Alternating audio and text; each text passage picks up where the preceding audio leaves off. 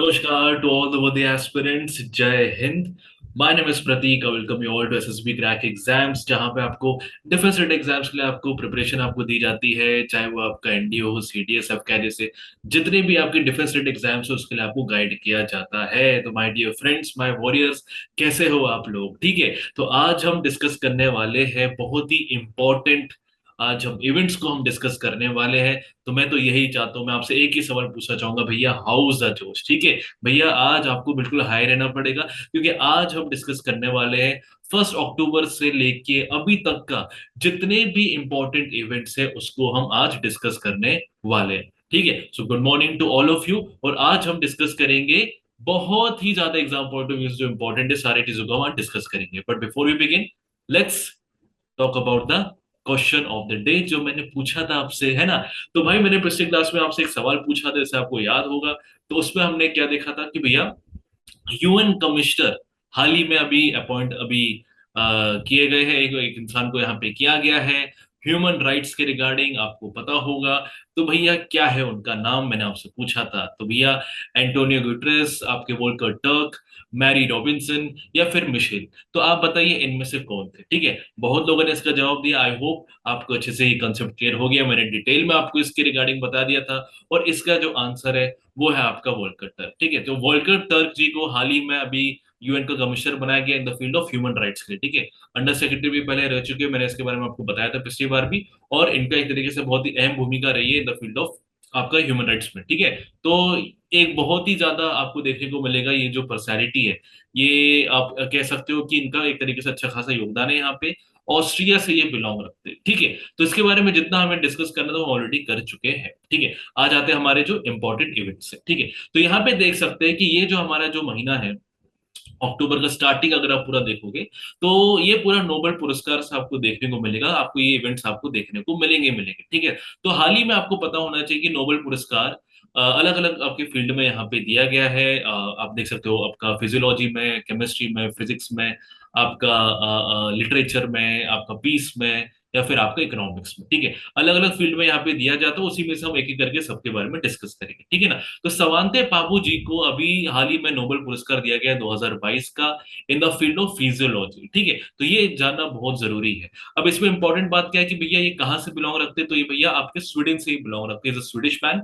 And ये geneticist है आपके सवांते पाबू जी. ठीक है. तो ये इन्होंने 2022 नोबेल पुरस्कार इन्होंने जीता है. और हैरानी वाली यहाँ पे बात क्या है कि इनका यहाँ पे जो फील्ड है, मतलब आपके मन में एक सवाल आ रहा होगा भैया किस चीज के लिए इनको दे दिया गया, है ना. ऑब्वियस की बात है.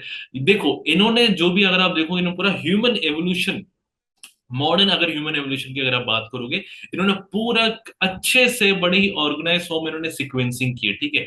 तो मतलब आपको पता है, जैसे हम ह्यूमंस के अगर आप देखो स्पीशीज, आपको तो पता, अभी तो होमोसेपियंस वाला हमारा चल रहा है, आपको पता होगा.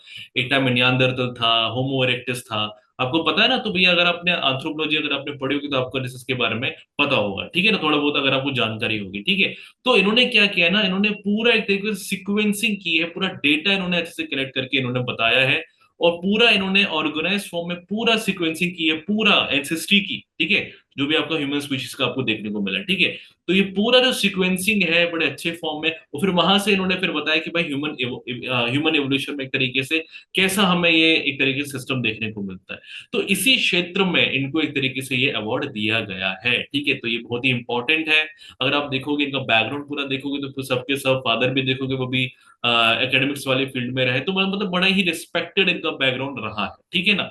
अब देखोगे इसी सेम फील्ड में 2021 में भैया किसको दिया गया था भैया, तो डेविड जी को दिया गया था, और आडम जी को यहाँ पे दिया गया था पिछले साल 2021 का नोबेल पुरस्कार. ठीक है. एक चीज याद रखना, नोबेल पुरस्कार या तो करंट पूछेगा या तो पिछले साल का पूछेगा, तो इंडिया पर्सपेक्टिव से जो होगा इंपॉर्टेंट वो शायद आपसे पूछा जा सकता है. तो भैया आपको हर चीज के लिए तैयार यहाँ पे रहना है. ठीक है. आइए भैया यहाँ पे आगे नेक्स्ट बढ़ जाते हैं भैया.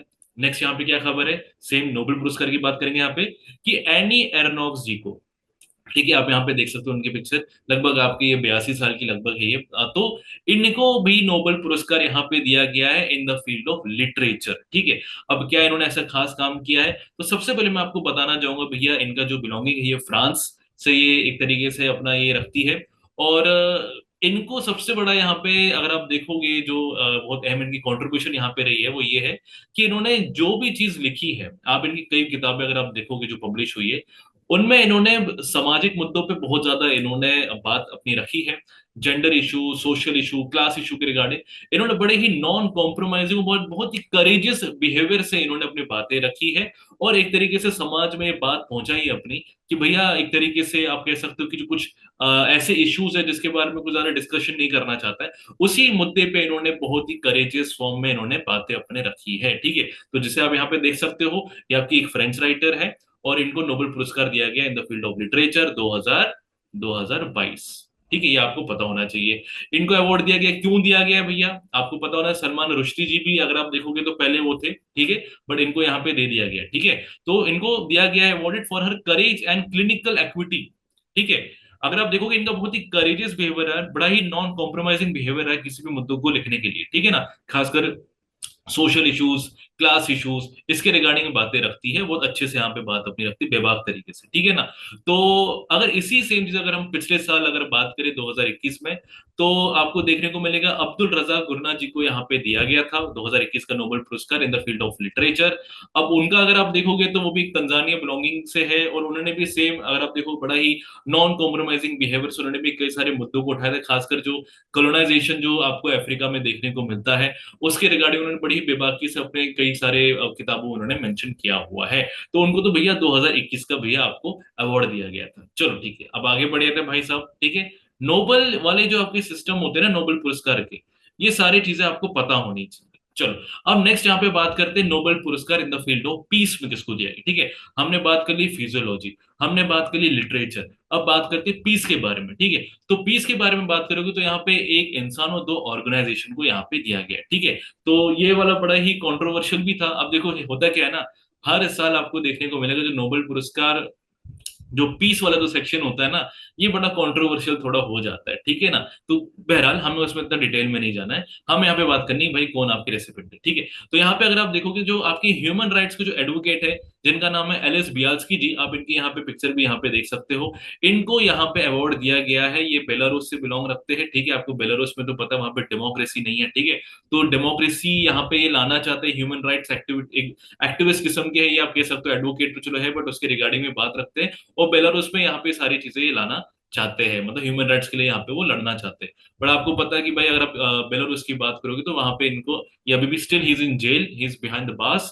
एंड अभी भी स्टिल फिर भी इनको यहाँ पे देख सकते हो नोबेल पुरस्कार दिया गया है। ठीक है, चलो कोई बात नहीं। नेक्स्ट यहाँ पे देखोगे तो भैया रशियन, अगर आप देखोगे ह्यूमन राइट आपका ऑर्गेनाइजेशन है जिसका नाम है मेमोरियल। ठीक है, तो मेमोरियल एक आपका एक रशियन एक ऑर्गेनाइजेशन है, और ये भी अगर आप देखोगे ये भी आपका चाहता है डेमोक्रेसी आए, मतलब जो भी वॉर क्राइम्स आपके हुए आपका एक तरीके से जो कम्युनिज्म अगर आप देखोगे जो आपका देखने को मिलता है आपका रशिया में, उसकी जो भी आपको देखने को मिलेंगे जो भी अट्रोसिटीज या जो भी है, मतलब मैं इनके एक तरीके से पर्सपेक्टिव में यहाँ पे बोल रहा हूँ जो इनको ऐसा लग रहा है।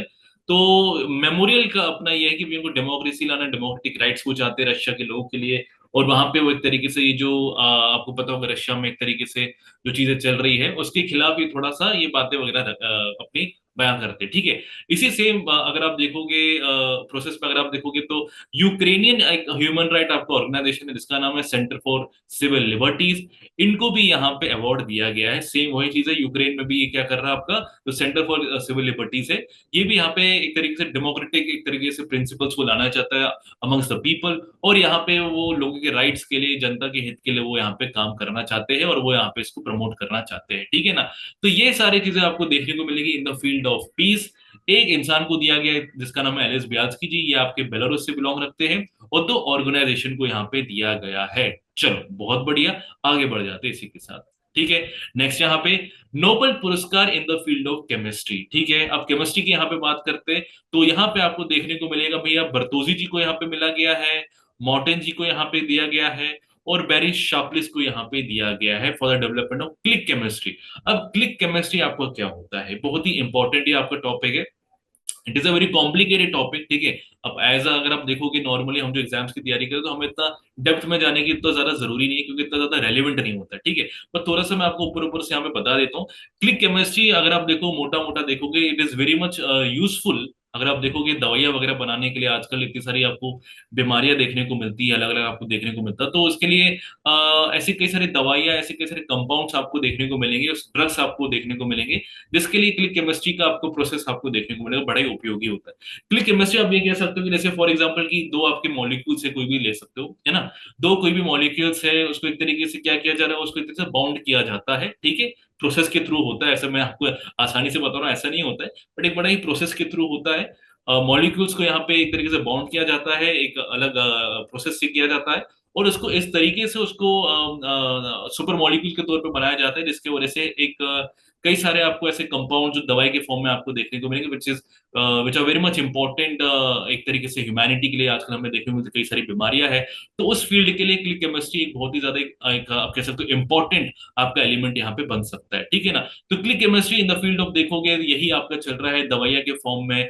अलग अलग अगर आप देखोगे तो ह्यूमैनिटी के लिए अगर आप देखा जाए, बचने के लिए एक तरीके से विभिन्न विभिन्न बीमारियों से, तो क्लिक केमिस्ट्री की वजह से आपको ऐसे कई सारे एडवांस आज के टाइम में और आने वाले टाइम में आपको दवाई आपको देखने को मिलेगी, ठीक है। तो इस फील्ड में इनको दिया गया है आपका, केमिस्ट्री की फील्ड में इनको दिया गया है आपका नोबेल पुरस्कार। नाम बिल्कुल याद रखना, कैरोलिन जी आपका है भैया, आपका मॉर्टिन जी आपके है, और आपके शार्पलेस, ये तीनों को भाई यहाँ पे दिया गया है in the field of chemistry. चलो आई होप इतना आपको अच्छे से क्लियर हो गया, आगे बढ़ जाते हैं, ठीक है। नेक्स्ट, नोबेल पुरस्कार इन द फील्ड ऑफ इकोनॉमिक्स, ठीक है। इकोनॉमिक्स के फील्ड में भी यहाँ पे दिया गया है, तीन अमेरिकन आपके यहाँ पे जो इकोनॉमिस्ट उनको दिया गया, अमेरिका से यहाँ पे देखने को आपको मिलेगा।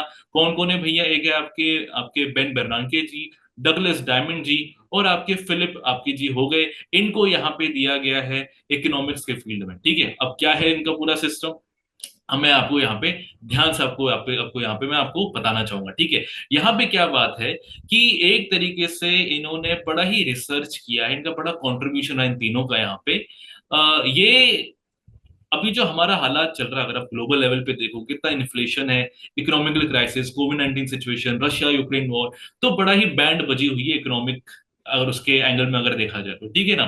तो ऐसे आर्थिक जब स्थिति आती है जो बहुत ही एक बिगड़े फॉर्म में हमें देखने को मिलती है, इनका यहाँ पे बहुत बड़ा कंट्रीब्यूशन है। ये यहाँ पे क्या कर रही है, इनका कहना यहाँ पे क्या है कि हमें अपने बैंकिंग सिस्टम में हमें बहुत सुधार लाना चाहिए, हमें इसमें बहुत ज्यादा हमें अपडेट्स लाना चाहिए। इन्होंने बहुत रिसर्च किया बैंकिंग सिस्टम कैसे इन मंदियों को, इन आर्थिक स्थितियों को जो अभी हम जिससे अभी हम एक तरीके से गुजर रहे हैं, बैंकिंग सिस्टम कैसे इसका एक तरीके से सोल्यूशन बन सकता है, इसी में इन्होंने पूरा रिसर्च किया हुआ है। किन्होंने किया भैया, बेन जी ने किया, डगलस ने और फिलिप जी ने किया, तीनों अमेरिकन है। और इन तीनों ने यहाँ पे बोला कि भैया हमारा जो बैंकिंग सिस्टम है, हम इसकी मदद से हम अपने जो भी अभी हमारे जो बैड टाइम चल रहे हैं इन द फील्ड ऑफ इकोनॉमिक्स, अगर आप देखोगे इकोनॉमिकल एंगल से, हम उसमें हम मदद यहाँ पे कर सकते हैं with the help of banking system. तो बैंकिंग सिस्टम में बहुत रिसर्च करते हैं, बहुत अपडेट्स वगैरह, ये इन्होंने बहुत अपना कंट्रीब्यूशन यहाँ पे दिया है। और इसी के रिगार्डिंग अगर आप देखोगे, इन्हीं के सलाह मशवरे से कई सारे आप देखोगे इस इकोनॉमिकल बेसिस में बड़ा ही अच्छा हमें रिजल्ट देखने को मिला है, ठीक है। तो आप यहाँ पे देख सकते हो कि improving our understanding of the roles of bank, ठीक है, बैंक का क्या रोल हो सकता है in the economy particularly during the financial crisis, ठीक है। ये यहाँ पे बोल रहे हैं कि भैया जब फाइनेंशियल क्राइसिस होंगे तो भैया बैंक्स कैसे एक अहम भूमिका निभा सकती है, हम कैसे बैंकिंग सिस्टम को ऐसा अपडेट करें कि फाइनेंशियल क्राइसिस को डील कर सकता है। ये चीज यहाँ पे इसी चीज में उन्होंने रिसर्च किया है, तो ये सारी चीजें आपको पता होना चाहिए, ठीक है। अब अगर इसी में बात करेंगे भैया 2021 में, ये तो 2022 में इन तीनों को दिया गया है, 2021 में किसको दिया गया, तो यहाँ पे देख सकते हो डेविड कार्ड जी को, जोशुआ जी को, और यहाँ पे अब देख सकते हो इम्बिन्स जी को यहाँ पे दिया गया है। मैं आपको फिर बोलूंगा, पिछले वाले जितने भी होते हैं उनको याद कर लिया करो, भाई पूछे जाते हैं, ठीक है। अब आपके दिमाग में एक चीज आएगी भैया, अब थोड़ा हम इंडिया का थोड़ा देख लेते हैं, हिस्ट्री पूरा देख लेते हैं, आपको थोड़ा पता होना चाहिए, ठीक है। तो पहले अगर आप रेसिपेंट देखो तो भैया आपके हमारे जो श्री रविंद्रनाथ ठाकुर जी जो हमारे थे, उनको यहाँ पे दिया गया है। सीवी रमन जी को दिया गया था, आपको पता हो हरगोविंद खुराना जी को दिया गया था in the field of physiology. Mother Teresa ji को भैया पीस के लिए दिया गया था। आप अगर देखोगे चंद्रशेखर जी को, अगर आप देखोगे तो इनको भैया फिजिक्स के फील्ड में दिया गया था। अगर आप देखो अमर्त्य सेन जी को देखोगे तो इनको भैया इकोनॉमिक्स में इनको दिया गया था। अगर आप देखो भैया नायपॉल जी को देखोगे, वीएस नायपॉल जी को देखो तो उनको लिटरेचर के फील्ड में दिया गया था। और अगर सेम अगर आप देखो केमिस्ट्री के फील्ड में देखोगे तो आपको रामाकृष्णन जी को आपको देखने को मिलेगा, ठीक है। ये पूरा एक बैकग्राउंड रहा है भाई इंडिया का नोबेल पुरस्कार में, जो भी आपके ये रहे हैं बहुत ही इंपॉर्टेंट फिगर है। इनके क्या क्या रिलेटेड भाई, इनके किस चीज के लिए इनको अवार्ड दिया गया, तो ये सारी चीजें पूछे जा सकते हैं। आपको इनके बारे में जरूर पता होना चाहिए, ठीक है। अब रिसेंटली देखोगे तो दो आपको देखने को मिले, एक तो आपको कैलाश सत्यार्थी जी को देखने को, आप कैलाश सत्यार्थी जी को मिला गया था in the field of peace. Malala Yousafzai के साथ इनको भी दिया गया था, 2014 में इनको दिया गया था। और रिसेंट में अगर आप देखोगे तो भैया 2019 में अभिजीत बैनर्जी को इन द फील्ड ऑफ इकोनॉमिक्स इनको भी दिया गया था, ठीक है। इनके सारे बारे अगर आप देखोगे, इनके सारे आप डिटेल्स अच्छे से देख लेना, इन्होंने किस चीजों में किया था, जैसे अभी तक हमने पूरा डिस्कशन किया है। अच्छे से रिसर्च करो, खुद से भी देखोगे तो एक तरीके से चीजें क्या बेहतर आपकी हो जाती है। चलो यहाँ पे आगे देख लेते हैं, आई होप इतना क्लियर हो गया होगा। अब थोड़ा यहाँ पे आगे हम देख लेते हैं, ठीक है। नेक्स्ट यहाँ पे क्या है भाई साहब, कि भैया बहुत ही खुशखबरी है कि भैया मैन्युफैक्चरिंग के मामले में भी और प्रोडक्शन एक तरीके से अगर आप देखोगे कमोडिटीज का, उसमें अब जो इंडिया है वो धीरे धीरे अगर आप देखोगे बहुत ही प्रोग्रेसिव हो रहा है, अच्छा काम कर रहा है, ठीक है। तो यहाँ पे जैसे देख सकते हैं कि India emerges as the world's largest producer of the sugar, ठीक है। अब जो चीनी है, इसमें अगर आप देखोगे अब सबसे बड़े हम प्रोड्यूसर हो गए हैं पूरे विश्व भर में, ठीक है। तो यहाँ पे साफ साफ लिखा हुआ है world's largest producer and second largest exporter of sugar, ठीक है। हम कंज्यूमर भी बने हैं, ये भी याद रखना, ठीक है। बहुत चीनी खा रहे हैं आजकल हम, ठीक है, ये याद रखना, ठीक है। तो हम सबसे बड़े प्रोड्यूसर भी बने हैं, हम कंज्यूमर भी बने, बट हम एक्सपोर्ट की जब बात करें तो we are the second one, ठीक है। तो ये आपको पता होना चाहिए, ठीक है। जैसे यहाँ पे लिखा हुआ है इन शुगर सीजन 2021 और 22 का अगर आप आंकड़ा अगर आप देखोगे, a record of more than 5,000 lakh metric tons और शुगर केन वाज प्रोड्यूस, ठीक है। तो यहाँ पे ऑब्वियस की बात है, गन्ने के थ्रू आपको देखने को मिलता है। आपको आई होप आपको प्रोसेस पूरा पता होगा गन्ने से पूरा कैसा रहता है, तो ये बहुत ही इंपॉर्टेंट आपके स्टेप्स होते हैं, ठीक है ना। तो नॉर्मली अगर आप देखोगे तो ब्राजील था आपका, फिर इंडिया, चाइना, ऐसा आपको देखने को मिलता है। ये आपका अब तो अभी अपडेट हो जाएगा आपका, ठीक है। अब आपको देखने को मिलेगा भैया दुनिया का सबसे लार्जेस्ट अगर प्रोड्यूसर है अगर शुगर में, तो वो आपका इंडिया है। कंज्यूमर में भी भाई इंडिया है। सेकेंड लार्जेस्ट एक्सपोर्टर कौन है आपका, तो वो है आपका शुगर में इंडिया है। तो ये सारी चीजें आपको पता होनी चाहिए। चलो इसी जज्बे के साथ भैया आगे बढ़ जाते हैं। नेक्स्ट क्या भैया, बहुत इंपॉर्टेंट, ठीक है। एज फॉर द यूथ अगर देखा जाए, ये वाली खबर बहुत ही ज्यादा आपकी इंपॉर्टेंट है, ठीक है। तो युवा 2.0 स्कीम आपका हाल ही में आपका लॉन्च किया गया था, आपको पता होना चाहिए। 2 अक्टूबर के दिन आपका ये किया गया था, गांधी जी के दिन, लाल बहादुर शास्त्री जी के जन्म दिवस पे आपको देखने को मिलता है, ये लॉन्च आपका हुआ था, ठीक है। तो प्राइम मिनिस्टर स्कीम है, उसी के रिगार्डिंग है आपका। अब इसमें क्या पूरी कहानी क्या है, यहाँ पे आपका जितने भी जो यंग ऑथर्स है, जो बड़े ही वर्सटाइल है, जो अपने लेख कला के लिए बिल्कुल जाने जाते हैं, उनको बढ़ावा देने के लिए, उनको एक तरीके से प्रमोट करने के लिए, on the basis of main stream में उनको लाने के लिए, ये एक तरीके से यहाँ पे कंपटीशन वगैरह पूरा एक तरीके से ऑर्गेनाइज वगैरह किया जाएगा। और वहां पे फिर एक तरीके जो भी आपके सिलेक्टेड कैंडिडेट्स उनके उनको एक तरीके से इनाम वगैरह भी दिया जाएगा, ठीक है। तो यहाँ पे वही चीज देखा गया है कि भाई यंग ऑथर्स के लिए आपका स्कीम लाया गया है। युवा 2.0 पहले भी आपका ये आ चुका है, और ये आपका अक्टूबर 2 में आपका ये आपका लॉन्च हुआ था, ठीक है। क्या इसका एम है, इसका एम यही है कि भैया to promote reading writing and book culture in the country, ठीक है। अब हाल ही में क्या है ना, हमारे में जो क्या है आपको पता है कि एजुकेशन सिस्टम अभी ऐसा रहा है कि हम किताबों से दूर भागते हैं, है ना, आपने देखा होगा। पर धीरे धीरे अब देखो जैसे इंफ्रास्ट्रक्चर बढ़ेगा, डेवलपमेंट होगा, इन्वेस्टमेंट्स आएंगे, तो वैसे वैसे आपको देखने को मिले एजुकेशन फील्ड भी आपको फ्लरिश अच्छा खासा होगा, ठीक है ना। अब इसमें एक आपका सवाल बन सकता है कि भैया युवा का भैया फुल फॉर्म क्या है। तो युवा का फुल फॉर्म आपका है young upcoming and versatile authors, ठीक है भैया, पूछा जा सकता है, मैं आपको पहले ही बोल रहा हूँ, पूछा जा सकता है। सीधा बोला जाएगा युवा scheme which was recently launched by PM Narendra Modi ji stands for, क्या है इसका फुल फॉर्म, तो young upcoming and versatile authors, ठीक है। तो यहाँ पे एनकरेज किया जा रहा है हमारे जो युवा लोग हैं उनको किया जा रहा है, और वो एक तरीके से इंडिया डेमोक्रेसी को एक तरीके से समझे, उसी का पार्ट बने, और अपने विभाग तरीके से जो भी उनको लिखना हुआ आराम से लिख सकते हैं, ठीक है। तो ये सारी चीजें आपको पता होनी चाहिए, ठीक है। चलो आगे बढ़ जाते भाई साहब, आगे बढ़ जाते, क्या है नेक्स्ट, 2022 का भी है स्वच्छ सर्वेक्षण आपको देखने को मिलता है, अभी उसका पुरस्कार दिया गया है। और फिर से यहाँ पे किसने भैया बाजी मारी, तो भैया आपका इंदौर में, ठीक है। तो मध्य प्रदेश के आपके जो आपका जो सिटी इंदौर है, इसने भाई अवार्ड जीता है क्लीनेस्ट सिटी का। किसका जीता है, क्लीनेस्ट सिटी का। और ये लगातार 6 बार ये आपका अवार्ड जीतते आ रहा है, ठीक है, अंडर द पार्ट ऑफ स्वच्छ भारत मिशन जो अर्बन 2.0 में अगर आप देखोगे, इंदौर आपका इमर्ज हुआ as India first 7 star garbage free city. भाई बहुत बड़ी बात है। टू बी वेरी ऑनेस्ट, मैं भी इंदौर गया हूँ, और इंदौर में ऐसा नहीं कि भाई यहाँ पे वैसा इंफ्रास्ट्रक्चर बना दिया है तो लोग, मतलब वहां पे साफ सफाई देखने को मिलती है। वहां के लोग भी बहुत अवेयर है। इवन वहां पे मैंने देखा जो वेंडर्स भी आपके होते हैं ना, वो भी बड़े अवेयर है। गाड़ी आती, खुद डालेंगे, खुद सब कुछ करेंगे। तो ये अवेयरनेस आएगी धीरे धीरे। इंदौर से शुरुआत हुई है। और एमपी में अगर देखोगे, अगर स्टेट वाइज अगर आप देखोगे, तो मध्य प्रदेश ने एक तरीके से टॉप किया है आपके क्लीननेस में। तो ये बहुत ही अच्छी बात है, ठीक है ना। तो ये सारी चीजें हैं।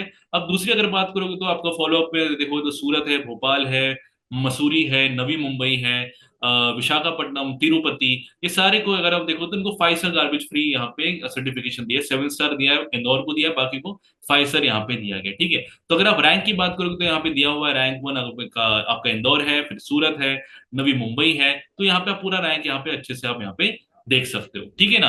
तो यहाँ पे आप देखोगे तो नॉर्मली ये हर साल आपका होता ही है। और इंदौर ने चीज जीती, जो कि अच्छी बात है। अब मैं उम्मीद रखता हूँ कि कोई आपका नया भी आए, तो एक तरीके से हमें वेरिएशन देखने को मिलेगा, ठीक है ना।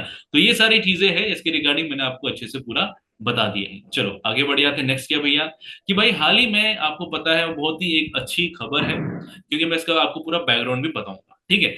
पीएम मोदी जी ने अभी 5G सर्विसेज लॉन्च कर दी है, कुछ ही अभी शहरों में अभी किया है, आगे जाके फिर ये आपका इसका नेटवर्क और ज्यादा बढ़ेगा ग्राउंड लेवल पे, ठीक है ना। तो हाल ही में आपको देखने को मिलेगा कि नई दिल्ली में आपका उन्होंने साथ में इंडियन मोबाइल कांग्रेस को भी इन्होंने किया है। 1 अक्टूबर को आपको देखने को मिलेगा 5G टेक्नोलॉजी को, एक तरीके से यहाँ पे 5G सर्विसेज को लॉन्च किया है। और ये इसका बहुत बड़ा फायदा हमें मिलने वाला। अब मैं कैसे आपको बता रहा हूँ फायदा मिलने वाला, देखो 3G से जब हम 4G में गए थे, अगर आपको याद होगा, अराउंड 2016 जब जियो आपका आया था, ठीक है। तो वो आपका जो 4G एक रेवोल्यूशन आपके भारत में आपको देखने को मिला, कितने सारे हमें स्टार्टअप्स देखने को मिले, कितने बिजनेस आपके खड़े हो गए, कनेक्टिविटी कितनी ज्यादा बढ़ गई थी। और उस 4G के रेवोल्यूशन की वजह से हमें देखने को मिलता है कि कितना एक कह सकते हो कि बिलियंस ऑफ डॉलर्स हमने एक तरीके से हमने स्टार्टअप्स वगैरह क्रिएट किए थे, ठीक है ना। ये आपको हाल ही में आंकड़ा अगर आपको पता होगा, ठीक है। तो इकोनॉमी इससे बढ़ेगी, और 5G आने वाला है। 5G में देखोगे तो 5G में तो और ज्यादा हमें एक तरीके से फायदा देखने को मिलेगा, ठीक है। अब थोड़ा वो स्केटेड थोड़ा हो जाए, अभी लिमिटेड है, धीरे धीरे हर जगह फैलेगा। तो 5G सर्विसेज तो एक तरीके से इंडिया का जो इकोनॉमी है, इंफ्रास्ट्रक्चर है, वो तो बहुत बूम एक तरीके से कर देगा, ठीक है। तो ये एक बहुत बड़ा यहाँ पे आपको एक फायदा यहाँ पे देखने को मिल रहा है, ठीक है। सीमलेस कवरेज आपको देखने को मिलेगा, कवरेज सिस्टम इसका बहुत अच्छा होगा एज कम्पेयर टू 4G में यहाँ पे बता रहा हूँ। हाई डेटा रेट, वो तो चलो अलग बात है। Low latency, highly reliable communication, main बात तो आपका यही है। बट इसमें अगर मैं मोटा मोटा यहाँ पे बोलूं, जो जरूरी यहाँ पे बात है, दैट इज द सिक्योरिटी, ठीक है। 5G सर्विसेज में आपको एक तरीके से देखने को मिलेगा कि सिक्योरिटी पे यहाँ पे अच्छा खासा काम यहाँ पे किया जाएगा, ठीक है। So it will also increase energy efficiency, spectrum efficiency and network efficiency as compare to 4G। आपको बेहतरी आपको यहाँ पे देखने को मिलेगी, ठीक है ना। तो ये बहुत ही इंपॉर्टेंट है, launch of 5G services Shri Narendra Modi ji के द्वारा। और आपके साथ ही साथ में इंडिया मोबाइल कांग्रेस भी आपका यहाँ पे एक तरीके से साइड बाय साइड आपको यहाँ पे लॉन्च होते हुए आपको देखने को मिलेगा, ठीक है ना। तो आई होप आपको ये सारी चीजें समझ आ गई होगी अच्छे से। अब हम आ जाते हैं अपने नेक्स्ट टॉपिक में। तो जैसे आपको पता होना चाहिए, 2 अक्टूबर, 2 अक्टूबर आपका, आपको पता है, गांधी जी और लाल बहादुर शास्त्री जी का जन्म दिवस सबको पता होना चाहिए, ठीक है। तो पूरे नेशन ने इस टाइम पे आपको देखने को मिलेगा, जितने भी बड़े बड़े पर्सनैलिटीज थे, सबने अपना ट्रिब्यूट एक तरीके से अपना किया है यहाँ पे father of the nation Mahatma Gandhi ji. और जो हमारे फॉर्मर, हमारे जो प्रधानमंत्री थे, जिनका नाम था श्री लाल बहादुर शास्त्री जी, उनके लिए आप देख सकते हो उनका बर्थ एनिवर्सरी यहाँ पे मनाया गया है। और यहाँ पे आप देख सकते हो बहुत अहम इनकी भूमिका रही है। अब लाल बहादुर शास्त्री जी की ये बात करेंगे तो इनका 1965 का वॉर कैसे कोई भूल सकता है, जय जवान जय किसान। और एक टाइम इन्होंने बोला था कि भैया आपको अगर याद होगा तो एक टाइम इन्होंने बोला कि चावल मत खाओ, कि भैया इकोनॉमिकल सिचुएशन अभी ठीक नहीं है। तो बहुत ही कंसर्निंग, और आप कह सकते हो कि हाल ही के अगर आप देखो, उनकी जो डेथ हुई थी बड़ी मिस्टीरियस थी। स्टिल उसमें भी बातें चल रही है, ठीक है, कि क्या कैसा पूरा सिस्टम रहेगा। बट एक तरीके से बहुत ही अहम आपके पर्सनालिटीज आपको देखने को मिलते हैं। चलो अब इसी के साथ भाई आगे बढ़ जाते हैं, क्या है नेक्स्ट हमारा, भाई हमारे किंग ऑफ मिर्जापुर, ठीक है, पंकज त्रिपाठी जी को एज अ नेशनल आइकन यहाँ पे इनको बनाया गया है। किसके द्वारा भैया? तो इलेक्शन कमीशन ऑफ इंडिया के द्वारा, ठीक है। तो चीफ इलेक्शन जो आपके कमिश्नर है जिनका नाम है राजीव कुमार जी। क्या नाम भैया? राजीव कुमार जी। इन्होंने भाई पंकज त्रिपाठी जी को नेशनल आइकन यहाँ पे बनाया है इलेक्शन कमीशन ऑफ इंडिया का। क्यों यहाँ पे एक तरीके से इनको बनाया कि एक तरीके से अवेयरनेस बढ़े, ठीक है, क्या है ना। देखो, एक टाइम ऐसा था, अभी तो चलो बहुत चीजें बेहतर हो रही है in a very gradual form and it is a very good thing. But if you see, जो आपका पहले का जो जमाना होता था, लोग वोट डालने तो जाते ही नहीं थे। आपको अगर पता होगा, लोग वोट डालने जाते ही नहीं थे, ठीक है। तो ये पॉलिटिशियंस का अच्छा खासा फायदा उठाते हैं और उसका क्या रिजल्ट निकला है वो हम सबको पता है, ठीक है ना।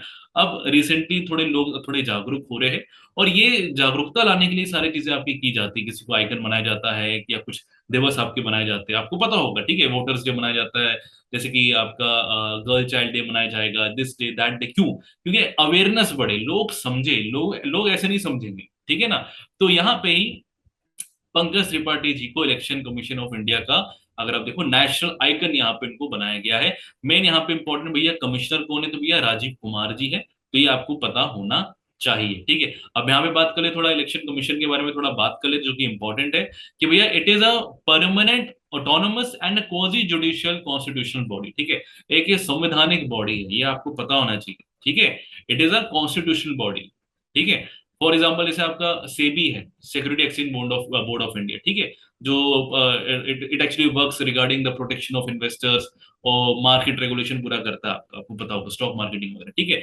It is a statutory body, it is not a constitutional body, अगर आपको पता होगा, ठीक है। ये आपका जो election commission of India, it is a constitutional body, संविधान में इसका आपको मेंशन आपको देखने को मिलेगा, ठीक है। अब इसका बनाया गया under the article of 324 part 15 of the Indian constitution, ठीक है। इलेक्शन कमीशन आपको कब स्टैब्लिश हुआ था? 1950 में हुआ था। अब इसमें जो इंपॉर्टेंट यहाँ पे बात है कि इलेक्शन कमीशन ऑफ इंडिया किन किन का इलेक्शन करवाता है। तो यहाँ पे अगर आप देखोगे तो आप देखोगे आपका लोकसभा का मतलब प्राय पार्लियामेंट्री इलेक्शंस आपके हो गए, ठीक है ना। स्टेट लेजिस्लेचर्स आपके असेंबली के जो भी आपके इलेक्शंस होते हैं वो आपको देखने को मिलते हैं। प्रेसिडेंट इलेक्शंस आपको देखने को मिलेगा, वाइस प्रेसिडेंट इलेक्शंस आपको देखने को मिलेगा, ठीक है ना। एक चीज याद रखना कि इलेक्शन कमीशन ऑफ इंडिया कभी भी आपका लोकल गवर्नमेंट के इलेक्शंस नहीं कराता है, वो स्टेट इलेक्शन कमीशन कराता है। एक बहुत माइन्यूट सा डिफरेंस है, बट बहुत इंपॉर्टेंट है, आपको इसके बारे में पता होना चाहिए, ठीक है। चलो अब आगे बढ़ जाते हैं भैया, हमारा नेक्स्ट हमारी क्या ताजा खबर है यहाँ पे। तो यहाँ पे देख सकते हैं कि एंजेला मार्केल जी, अगर आपको पता होना चाहिए, हमारी जो फॉर्मर जर्मनी की जो वाइस चांसलर थी, उन्होंने भैया एक अवार्ड जीता, नानसेन रिफ्यूजी अवार्ड, ठीक है। तो नानसेन रिफ्यूजी अवार्ड इनको दिया गया है। क्या है ये नानसेन रिफ्यूजी अवार्ड? ये नॉर्मली एक इंपॉर्टेंट फिगर्स या फिर एक ऑर्गेनाइजेशन, अगर आप देखोगे, जिन्होंने रिफ्यूजीज के लिए बहुत काम किया है, उनकी डेवलपमेंट के लिए, उनकी प्रोटेक्शन के लिए एक बहुत बड़ा काम किया, तो उनको ऐसा आप कह सकते हो, ऐसे फिगर्स को ये अवार्ड वगैरह दिया जाता है, ठीक है। तो यहाँ पे देख सकते हो कि United Nations High Commissioner for Refugees, ठीक है, यूएनएचसीआर, ठीक है, awarded former German chancellor Angela Merkel ji, जो एक टाइम पे आप अगर आप देखोगे तो उनको वर्ल्ड का सबसे ज्यादा स्ट्रॉन्गेस्ट वुमेन एक तौर पे इनको नवाजा जाता था, अभी भी एक तरीके से है, बट अब तो इनका जो टेन्योर है वो खत्म हो गया है, ठीक है ना। तो एंजेला मार्केल जी को ये आपका नैन्सन अवार्ड यहाँ पे दिया गया है, इनकी लीडरशिप के लिए, इनकी करेज के लिए और इनकी कंपैशन के लिए regarding protection of desperate people. किसकी बात की जा रही है? जो आपके सीरिया क्राइसिस में जो डेस्परेट पीपल थे, जो जिनके साथ आपको पता, आईएसआईएस वाला आपका तो आपको पता ही होगा। तो सीरिया की क्राइसिस आपको पता ही क्या चल रहा है, और भी कई सारे फैक्टर्स है, ठीक है। तो वहां पे जितने भी जो बेचारे लोग हैं, जो रिफ्यूजी है, जो भैया छोड़ के आ गए हैं, तो उनके प्रोटेक्शन के लिए, उनके एक तरीके से उनको पूरा एक तरीके से देने के लिए, मतलब प्रोटेक्शन देने के लिए उनको ये अवार्ड वगैरह दिया गया है, ठीक है, नानसेन अवार्ड दिया गया है। तो ये सारी चीजें आपको पता होनी चाहिए कि भैया कोई सवाल पूछ सकता है इसमें कि हाल ही में नानसेन अवार्ड किसको दिया गया है, यूनाइटेड नेशन का आपका जो रहता है आपका, ठीक है ना। तो ये आपका दिया गया है आपके जर्मन चांसलर आपका एंजेला मार्केल जी को दिया गया है। चलो आगे बढ़ जाते हैं भाई, यहाँ पे नेक्स्ट क्या है। तो नेक्स्ट यहाँ पे देख सकते हैं कि भाई इंटरनेशनल सोलर अलायंस आपको देखने को मिल रहा है दिल्ली में। देखो भैया, अब आपका ये जो एनर्जी वाला सिस्टम है, क्लीन एनर्जी वाला टाइम आ रहा है, मैंने पिछली क्लास में भी डिस्कस किया था, ठीक है ना। अब कंट्रीज ये बिल्कुल एक तरीके से ध्यान रखिए कि भैया हमें ऐसे एनर्जी को बिल्कुल नहीं पकड़ना है जैसे कि कोल पेट्रोलिंग है, क्योंकि ये आपको पता है, एक तो पोल्यूशंस भी आपको देखने को मिलता है, इन्वायरमेंट भी खराब करेगी, और ये जल्दी आपको पता है कि आपका रहने भी नहीं वाला है ना, फॉसिल्स आपके तो पता ही है ज्यादा तो रहने नहीं वाले, ठीक है ना। तो यहाँ पे ये जितनी भी आपके जो कंट्री की गवर्नमेंट्स अगर आप देखोगे तो वो अब इन्हीं एनर्जी में अगर आप जाएगी, ठीक है, सोलर एनर्जी, विंड एनर्जी आपका हो गया, हाइड्रो आपका हो गया है, इसी में अब जाना ज्यादा पसंद करेगी, ठीक है। तो हाल ही में अगर आप देखोगे एक इंटरनेशनल सोलर अलायंस आपको देखने को मिलेगा, पांचवा आपको ये असेंबली आपको देखने को मिलेगा आपका नई दिल्ली में आपको ये हुआ है, ठीक है। आर के सिंह जी ने इसकी अध्यक्षता की, इस असेंबली की। लगभग 109 कंट्री इस इंटरनेशनल सोलर अलायंस का यहाँ पे पार्ट बने थे, नई दिल्ली में आए थे। इनिशिएटिव यहाँ पे क्या था, बहुत ही सिंपल, कि भैया हमें एनर्जी एक्सेस, एनर्जी सिक्योरिटी और एनर्जी ट्रांजिशन पे हमें काम करना है, ठीक है ना। एनर्जी ट्रांजिशन मतलब एक तरीके से हमें इस फील्ड में, ठीक है, जितना हो सके हमें सोलर एनर्जी के रिगार्डिंग जितना हो सके हमें एक तरीके से हमें इसको अडेप्ट करना है, एक्सेसिबिलिटी इसकी बढ़ानी है। देखो आपको जैसे देखने को मिलेगा, जैसे राजस्थान में दुनिया का अगर आप देखो सबसे बड़ा सोलर पावर प्लांट कहाँ आपको देखने को मिलता है, आप मुझे बताएंगे, ठीक है ना। तो वो आपको ये सारा चीज आपको देखने को मिलेगा। अब हम थोड़ा शिफ्ट कर रहे हैं, ट्रांजिशन हम थोड़ा एक तरीके से ले रहे हैं फ्रॉम दिस एनर्जी टू एक तरीके से आपका सोलर एनर्जी, ठीक है। तो इसके रिगार्डिंग ही आपका मीटिंग की गई है, यहाँ पे कई सारे मुद्दों पे बात हुई थी रिगार्डिंग दिस। एंड यहाँ पे जो इसकी अध्यक्षता जिसने की थी वो आपके आर के सिंह जी थे। तो इसके बारे में आपको पता होना चाहिए। चलिए आगे बढ़ जाते हैं, हमारी नेक्स्ट यहाँ पे क्या खबर है इंपॉर्टेंट, कि भैया हरमनप्रीत सिंह जी को आप देखोगे तो इनको प्लेयर ऑफ द ईयर यहाँ पे इनको ये घोषित कर दिया गया बाय द FIH इसके द्वारा। अब FIH आपका पता ही होना चाहिए, फेडरेशन ऑफ इंटरनेशनल हॉकी, आपको पता ही होना चाहिए। ये आपका एक इंटरनेशनल आपका बॉडी है, ठीक है, in the field of hockey, और इंडोर फील्ड हॉकी आपका रहता है। तो यहाँ पे इस FIH के द्वारा इनको दिया गया है the player of the year, ठीक है, हरमनप्रीत सिंह जी को यहाँ पे दिया गया। अब इनके बारे में अगर हम डिस्कस अगर अच्छे से करेंगे तो आपको देखने को मिलेगा कि भैया ये आपके इंडिया मैन हॉकी टीम के डिफेंडर है, ठीक है, वाइस कैप्टन, आपको पता होना चाहिए। और इनको यहाँ पे प्लेयर ऑफ द ईयर का अवार्ड दिया गया है, ठीक है। FIH के बारे में अगर डिस्कस करेंगे, it is an international governing body, ठीक है, और ये हॉकी के फील्ड में है। और इसका जो अगर आप हेडक्वार्टर अगर आप देखोगे बेटा, तो वो आपका लुसेन स्विट्जरलैंड में देखने को मिलता है। मैक्सिमम जो ऑर्गेनाइजेशन है ना, एक बात याद रखना, मैक्सिमम जो इंटरनेशनल ऑर्गेनाइजेशन है वो आपको जिनीवा में देखने को मिलेंगे, लुसेन में देखने को मिलेंगे। तो ये इस चीज को मान लो, ये ना कभी कभी एलिमिनेशन मेथड में बड़ा काम आता है, जब आपके जब होते हैं ना एग्जाम्स वगैरह होते हैं, उसमें बड़ा ही काम आता है, ठीक है। तो ये इंपॉर्टेंट खबर है रिगार्डिंग स्पोर्ट्स के रिगार्डिंग, ठीक है। इसी रिगार्डिंग और भी आपको खबर देखने को मिलेगी कि भैया पी श्रीजेश और सविता पूनिया जी को भी FIH के द्वारा इनको गोलकीपर ऑफ द ईयर यहाँ पे इनको बोला गया। प्लेयर ऑफ द ईयर कौन थे, तो वो तो हमने हरमनप्रीत सिंह की बात कर ली, ठीक है। गोलकीपर ऑफ द ईयर भाई अगर भी आएगा तो भैया P Sreejesh in the male category and Savita Punia ji in the women category, ठीक है। तो थोड़ा यहाँ पे देख लेते हैं कि भैया क्या क्या चीजें यहाँ पे, कि सविता पूनिया जी को यहाँ पे जो कि कैप्टन है, ये पता होना चाहिए इंडियन वुमेन हॉकी टीम की, इनको गोलकीपर ऑफ द ईयर यहाँ पे इनको अवार्ड दिया गया है बाय द FIH, ठीक है। और PR श्रीजेश जी, ठीक है, इनको यहाँ पे दिया गया है मेन के फील्ड, मेन कैटेगरी की फील्ड में इनको गोलकीपर ऑफ द ईयर यहाँ पे इनको घोषित कर दिया गया है बाय FIH। तो ये आपको चीज पता होनी चाहिए। हेडक्वार्टर कहाँ पे है इसका, तो हेडक्वार्टर है इसका लुसेन, ठीक है। चलो आगे यहाँ पे बढ़े आते हैं, नेक्स्ट क्या है कि भैया Modhera becomes the first solar powered village, ठीक है। अब मुदेरा अगर नॉर्मली अगर आप देखोगे तो बहुत ही फेमस है फॉर द सन टेम्पल, ठीक है, आपको पता होना चाहिए, ठीक है। तो सूर्य मंदिर के लिए आपका मुदेरा बड़ा ही फेमस है। सोमनाथ मंदिर भी अपना बहुत ही फेमस है। ये हमारा एक हेरिटेज है, हमारा एक आर्ट है ना, बड़ा ब्यूटीफुल आपको ये ऐसे आपको मंदिर देखने को मिलेंगे, ठीक है ना। तो इसी मुदेरा गांव में आपको देखने को मिलेगा भारत का पहला सोलर पावर्ड विलेज आपको यहाँ पे देखने को मिलेगा। और माननीय श्री नरेंद्र मोदी जी ने इस चीज को डिक्लेयर यहाँ पे किया है। यहाँ पे देख सकते हैं आप यहाँ पे कि भैया प्रधानमंत्री नरेंद्र मोदी जी ने यहाँ पे डिक्लेयर किया है मोदेरा गांव को as India first 24/7 solar powered village यहाँ पे घोषित कर दिया गया है। मोदेरा विलेज अगर आप नॉर्मली अगर आप देखोगे तो ये अपने सन टेम्पल के लिए जाना जाता है। आप यहाँ पे इसकी पिक्चर भी देख सकते हो, ठीक है ना। तो ये बहुत ही अच्छी खबर है। धीरे धीरे आपको देखने को मिलेगा कि अब जो भारत है वो सिर्फ अर्बन लेवल पे नहीं, अब ग्राउंड लेवल पे भी, रूरल लेवल पे, पंचायत अगर आप देखोगे इस लेवल पे अगर आप देखोगे तो यहाँ पे आपको काम कर रहा है, it is a very good sign, ठीक है। और यही आपको देखने को मिलेगा कि इंडिया ग्रेजुअली ग्रेजुअली धीरे धीरे डेवलप होगा, ठीक है। आप एक दशक दो दशक आप रुक जाओ, आपको पूरा ना कई सारे आपको बदलाव देखने को मिलेंगे, ठीक है ना। चलो आगे बढ़ जाते हैं। नेक्स्ट यहाँ पे क्या हमारा टॉपिक है कि भैया जो हमारे जो ब्रिगेडियर BD मिश्रा जी है, इनको अब एक मेघालय का भी एक तरीके से इनको गवर्नर बना दिया गया है। He is actually the governor of Arunachal Pradesh, but इनको एक नया इनको स्टेट भी दे दिया गया है फॉर द गवर्नरशिप। तो यहाँ पे आप देख सकते हो, ठीक है ना। तो यहाँ पे आपके क्या क्या क्या लिखा हुआ कि भैया बीडी मिश्रा जी रिटायर्ड है, आपको पता ही है। He is actually currently the governor of Arunachal Pradesh, but he also assume the role of governor of Meghalaya. तो ये दो स्टेट संभाल रहे, ठीक है। देखो, ये सारी चीजें पूछी जा सकती है, हाल ही में कौन गवर्नर बना है, किसने शपथ दिलवाई है, तो ये सारी चीजें पूछी जाती है। तो इसके रिगार्डिंग आप बिल्कुल प्रिपेयर्ड रहो भाई सब, ठीक है ना। तो यहाँ पे देख सकते हो कि पहले जो इनसे पहले गवर्नर गवर्नर थे मेघालय के, वो सत्यपाल मलिक जी थे, पता होना चाहिए। और इनको ओथ किसने दिलाई, तो आप इस पिक्चर में भी देख सकते हो, इनको दिलाई है हरमान सिंह जी ने यहाँ पे दिलवाई है, ठीक है। तो क्या हमने इसे देख लिया भाई यहाँ पे कि भैया मेघालय के नए गवर्नर कौन है, बीडी मिश्रा जी, ठीक है ना। और ये कहाँ के स्टेट के है, ये अरुणाचल प्रदेश के भी, ठीक है। पहले मेघालय का गवर्नर कौन था भैया, सत्यपाल मलिक जी था भैया। किन्होंने ओथ यहाँ पे दिलवाई है इनको, तो हरमान सिंह जी ने यहाँ पे दिलवाई है, ठीक है। चलो अब आगे बढ़ते इसी जज्बे के साथ, रुकना नहीं है, थमना नहीं है, आगे बढ़ते रहना है, बिल्कुल सीधी बात है, ठीक है। तो ये बहुत इंपॉर्टेंट खबर है स्पोर्ट्स के रिगार्डिंग, स्पोर्ट्स करंट अफेयर के रिगार्डिंग, कि हर्षदा गरुड़ जी को यहाँ पे ब्रोंज मेडल दिया है। And she is the only one जिन्होंने इसमें कंपटीशन में, एशिया वेट लिफ्टिंग चैंपियनशिप 2022 में उन्होंने मेडल जीता, ठीक है ना। तो ये हमारी इंडियन आपकी ये वेट लिफ्टर है, ये पता आपको होना चाहिए, ठीक है।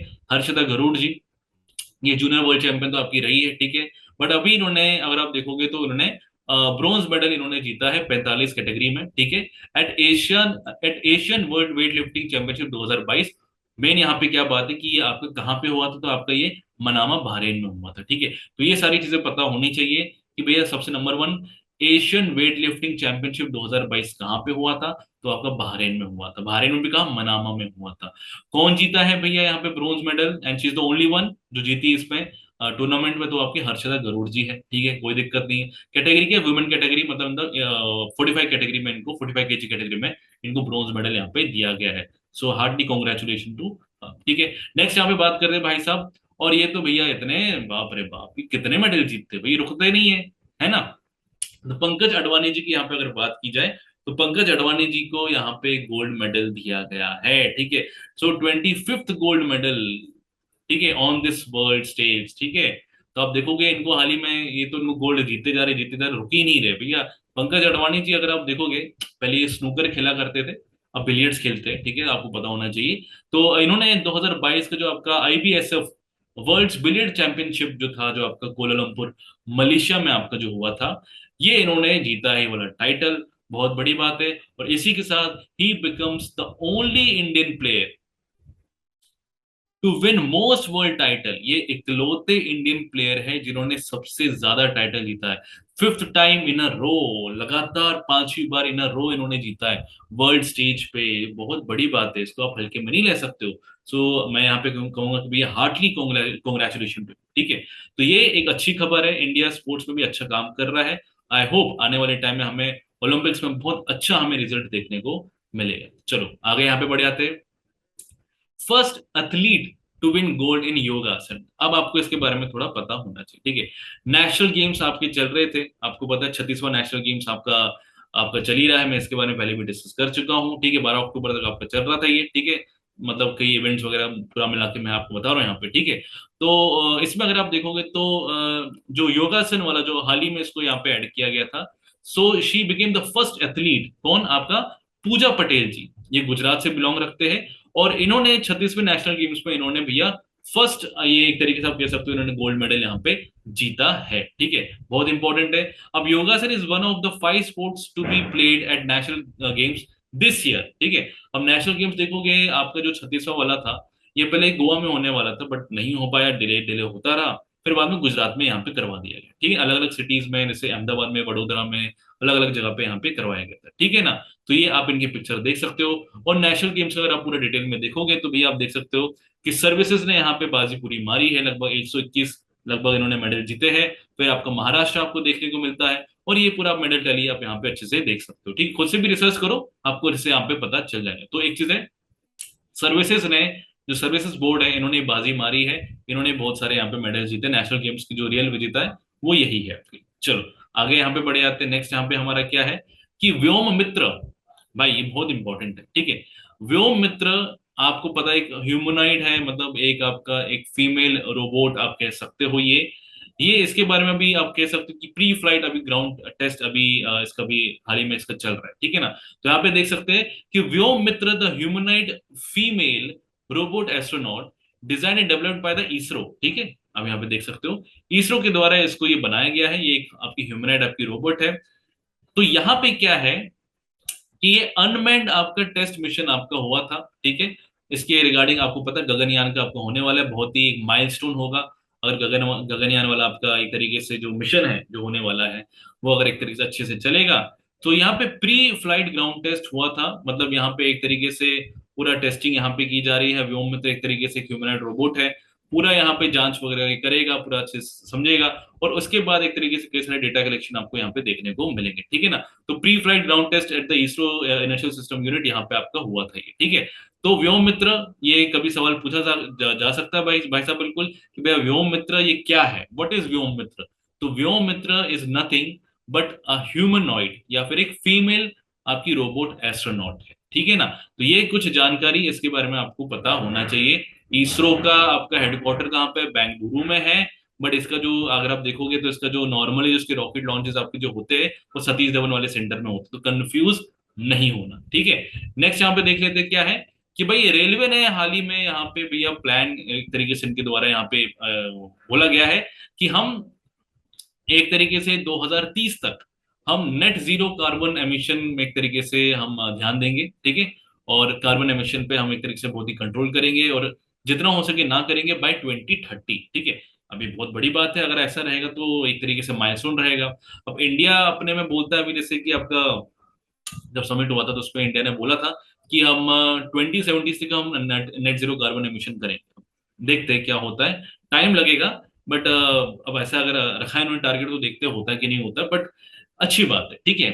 तो इंडियन रेलवेज ने अभी हाल ही में, आपको पता होना चाहिए, इन्होंने एक बहुत बड़ा ही इंटीग्रेटेड अप्रोच यहाँ पे अपनाया है कि हम ग्रीन एनवायरनमेंट पे बहुत ज्यादा ध्यान देंगे और बहुत ज्यादा इसको बढ़ावा देंगे। और इसी के सोच में अगर आप देखोगे तो इंडियन रेलवे ने प्लान किया है कि हम net zero carbon emission by 2030, ये हमारा पूरा टारगेट रहेगा, इसमें हम काम करेंगे, ठीक है। अश्विनी वैष्णव जी, आपको पता होना चाहिए, हमारे रेलवे हमारे मंत्रालय है, बहुत ही इंपॉर्टेंट, इलेक्ट्रॉनिक से भी है। तो बहुत ही इंपॉर्टेंट इनका ये आपके साथ कंट्रीब्यूशन है। फॉर्मर आईएएस ऑफिसर ओडिशा खाडर के आपके ये रह चुके हैं, ठीक है ना। तो देखते हैं रेलवे कैसा क्या करता है। मैं तो यहाँ पे बोलूंगा ऑल द बेस्ट, अच्छे से करे, और बाकी तो अब आपका आगे देखा ही जाएगा, ठीक है। नेक्स्ट यहाँ पे बात करते हैं वापस साइंस एंड टेक के रिगार्डिंग, बहुत ही इंपॉर्टेंट यहाँ पे खबर। चंद्रयान 2 अगर आप देखोगे तो भैया आपका बहुत ही एक इंपॉर्टेंट हमें ये चीज देखने को मिला है कि सोडियम हमने मून में देख लिया है, जो कि बहुत ही इंपॉर्टेंट यहाँ पे बात है, ठीक है ना। तो चंद्रयान 2 आपको पता होना चाहिए, यहाँ पे एक आपका जो स्पेक्ट्रोमीटर है, ठीक है, उसने यहाँ पे पूरा डेटा निकाला और उसने यहाँ पे पता लगाया। देखो, बहुत जरूरी बात है, एक माइलस्टोन है इसरो की तरफ से, ठीक है। हम एक तरीके से हमें प्राउड होना चाहिए कि उन्होंने निकाल दिया कि भैया मून में सोडियम है। सोडियम तो आपको पता है ना, अगर आपको नहीं पता, इसका फॉर्मूला क्या रहता है, Na, ठीक है ना। नमक जो खाते हो वो क्या रहता है, सोडियम, है ना, उसमें सोडियम होता है। तो ये चंद्रयान 2 का जो ऑर्बिटर एक्सरे स्पेक्ट्रोमीटर है, इसने पूरा स्कैनिंग वगैरह करके पूरा डेटा इकट्ठा करके इन्होंने पूरा मैप इन्होंने किया, और यहाँ पे इन्होंने बताया कि भैया यहाँ पे मून में सोडियम के कई सारे एविडेंसेस आपको देखने को मिले फॉर द फर्स्ट टाइम। ये इसरो का बहुत बड़ा माइलस्टोन आपको देखने को मिलेगा एज पर इसरो, ठीक है। तो ये बहुत ही इंपॉर्टेंट बात है। कुछ इंपॉर्टेंट यहाँ पे रिगार्डिंग ये भी बात है कि भैया आपको विक्रम आपका लैंडर आपका रेसे हो गया है, या फिर आपका आपको पता होना चाहिए प्रज्ञान आपका रेसे हो गया है, ठीक है, रोवर आपका हो गया है। आपका देखोगे तो भैया आपका जो चंद्रयान 2 था, आपको तो पता 2019 में हुआ था, है ना, स्टार्ट आपका हुआ था। चंद्रयान 1 देखोगे तो आपका 2008 में आपका ये हुआ था, ठीक है ना। चंद्रयान 1 चंद्रयान 2 दोनों के बारे में पता होना चाहिए। और अनफॉर्चुनेटली आप देखोगे तो लैंड नहीं हो पाया था, आपको पता होगा चंद्रयान 2 जब आपका हुआ था तो ये लैंडिंग सेफ लैंडिंग नहीं हुई थी अच्छे से। तो ये एक बहुत ही ज्यादा हम कह सकते हैं कि अनफॉर्चुनेट चीज हमें देखने को मिली। तो इसके रिगार्डिंग फिर हमने देखा था कि जब हम मंथली करंट अफेयर करा, हमने देखा था अब नया टेक्नोलॉजी अब इसरो ने यहाँ पे डेवलप किया है, वहां पे वो सेफ लैंडिंग कराएंगे एरोडायनेमिक्स की मदद से, ठीक है ना। तो ये एक अच्छी बात है कि अब इसरो धीरे धीरे अपनी गलतियों से सीख रहा है, और एक्सपीरियंस तो भी आपको पता है कि आपको बहुत अच्छी चीजें आपको सिखा देता है, ठीक है ना। नेक्स्ट यहाँ पे इसी के रिगार्डिंग बात करते हैं, अब इसरो की बात की है तो पूरा डिटेल में जान लेते हैं। इसरो के फाउंडर कौन थे भैया, तो आपको पता होना चाहिए the great one Vikram Sarabhai ji. इसका अगर आप हेडक्वार्टर देखोगे तो वो है आपका बेंगलुरु।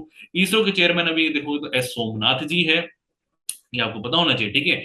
इसरो का फाउंडेशन अगर डेट देखो तो वही आपका आजादी के दिन 15 अगस्त 1969, ठीक है। आई होप आपको ये अच्छे से क्लियर हो गया होगा। चलो आगे बढ़ जाते भैया, नेक्स्ट क्या है यहाँ पे। तो ज्योतिरादित्य सिंधिया जी अगर आप देखोगे, इन्होंने हाल ही में इनॉग्रेट किया हेली इंडिया समिट, ठीक है। अब ये हेली इंडिया समिट क्या है भाई साहब, बहुत ही इंपॉर्टेंट है कि हेली इंडिया समिट का यहाँ पे मतलब है कि एक तरीके से आप कह सकते हो भारत को हमें कनेक्टिविटी हमें बढ़ानी है। एयरलाइंस में अगर देखोगे या फिर सिविल एविएशन में अगर आप देखोगे, हमें कनेक्टिविटी बहुत ज्यादा बढ़ानी है। और ये आपका कहाँ पे आपका ये हुआ है, ये आपका इनॉग्रेट जम्मू एंड कश्मीर में हुआ है, श्रीनगर में। इस इवेंट में आप देख सकते हो जो लेफ्टिनेंट गवर्नर है जम्मू कश्मीर के, वो आपके मनोज सिन्हा जी, वो भी यहाँ पे थे, आप इस पिक्चर में देख सकते हो। और ज्योतिरादित्य सिंधिया जी भी यहाँ पे आपके थे, सिविल एविएशन आपके यूनियन मिनिस्टर है, ठीक है ना। तो उन्होंने फोर्थ हेली इंडिया समिट यहाँ पे 2022 का उन्होंने इनॉग्रेशन किया है, 2000 सॉरी आपका श्रीनगर में। और इसका जो थीम था वो क्या था, वो थीम था helicopters for last mile connectivity. जैसे आपको थीम से समझ आ रहा होगा ना कि जितना हो सके हमें जो ये एविएशन वाला सेक्टर है, यहाँ पे जो हेलीकॉप्टर्स की बात की जा रही है, बट मैं आपको मोटा मोटा यहाँ पे बता रहा हूँ कि हमें कनेक्टिविटी बढ़ानी है, हमें सिविलियंस को एक्सेसिबिलिटी करवाना है एयरवेज का, ठीक है। क्योंकि हमें वक्त के साथ आगे बढ़ना है, ठीक है। मैं अभी भी कहूंगा इंडिया तभी आगे बढ़ेगा जब वो टेक्नोलॉजिकली एडवांस होगा, ठीक है। तभी वो आगे बढ़ेगा और वो डेवलप करेगा, ठीक है ना। तो यहाँ पे यही चीज का यहाँ पे मोटो है कि भैया जितना हो सके भारतीय लोगों को, सिविलियंस को कनेक्टिविटी हमें बढ़ानी है अमंग्स द पीपल। जैसे यहाँ पे हेलीकॉप्टर्स की यहाँ पे बात की जा रही है, मतलब यहाँ पे और भी हर चीज की यहाँ पे डिस्कशन यहाँ पे किया गया है। Last mile connectivity across the country, हमें इस चीज को बढ़ावा देना है, ठीक है। क्योंकि क्या होता है ना, इससे ट्रेड बढ़ेगा, है ना। इससे ट्रेड बढ़ेगा, वक्त पे चीजें पहुंचेगी, तो आपके एक तरीके से जो लॉजिस्टिक आपका अप्रोच है वो अच्छा होगा, ठीक है ना। तो ये बहुत इंपॉर्टेंट चीज है। अगर आपकी कंट्री का लॉजिस्टिक अगर अच्छा है तो भाई आपको कोई नहीं रोक सकता विश्व गुरु बनने से, ठीक है। लॉजिस्टिक पे ध्यान दो, अच्छे से भाई सप्लाई डिमांड एक तरीके से पूरा सिस्टम रखो, आपका कंट्री भाई आपका आसमान चूमने वाला है, इस पे कोई आपकी रुकावट नहीं होगी। तो इसके रिगार्डिंग ही कनेक्टिविटी बढ़े, इसके रिगार्डिंग यहाँ पे आपका समिट वगैरह हुआ है, ठीक है।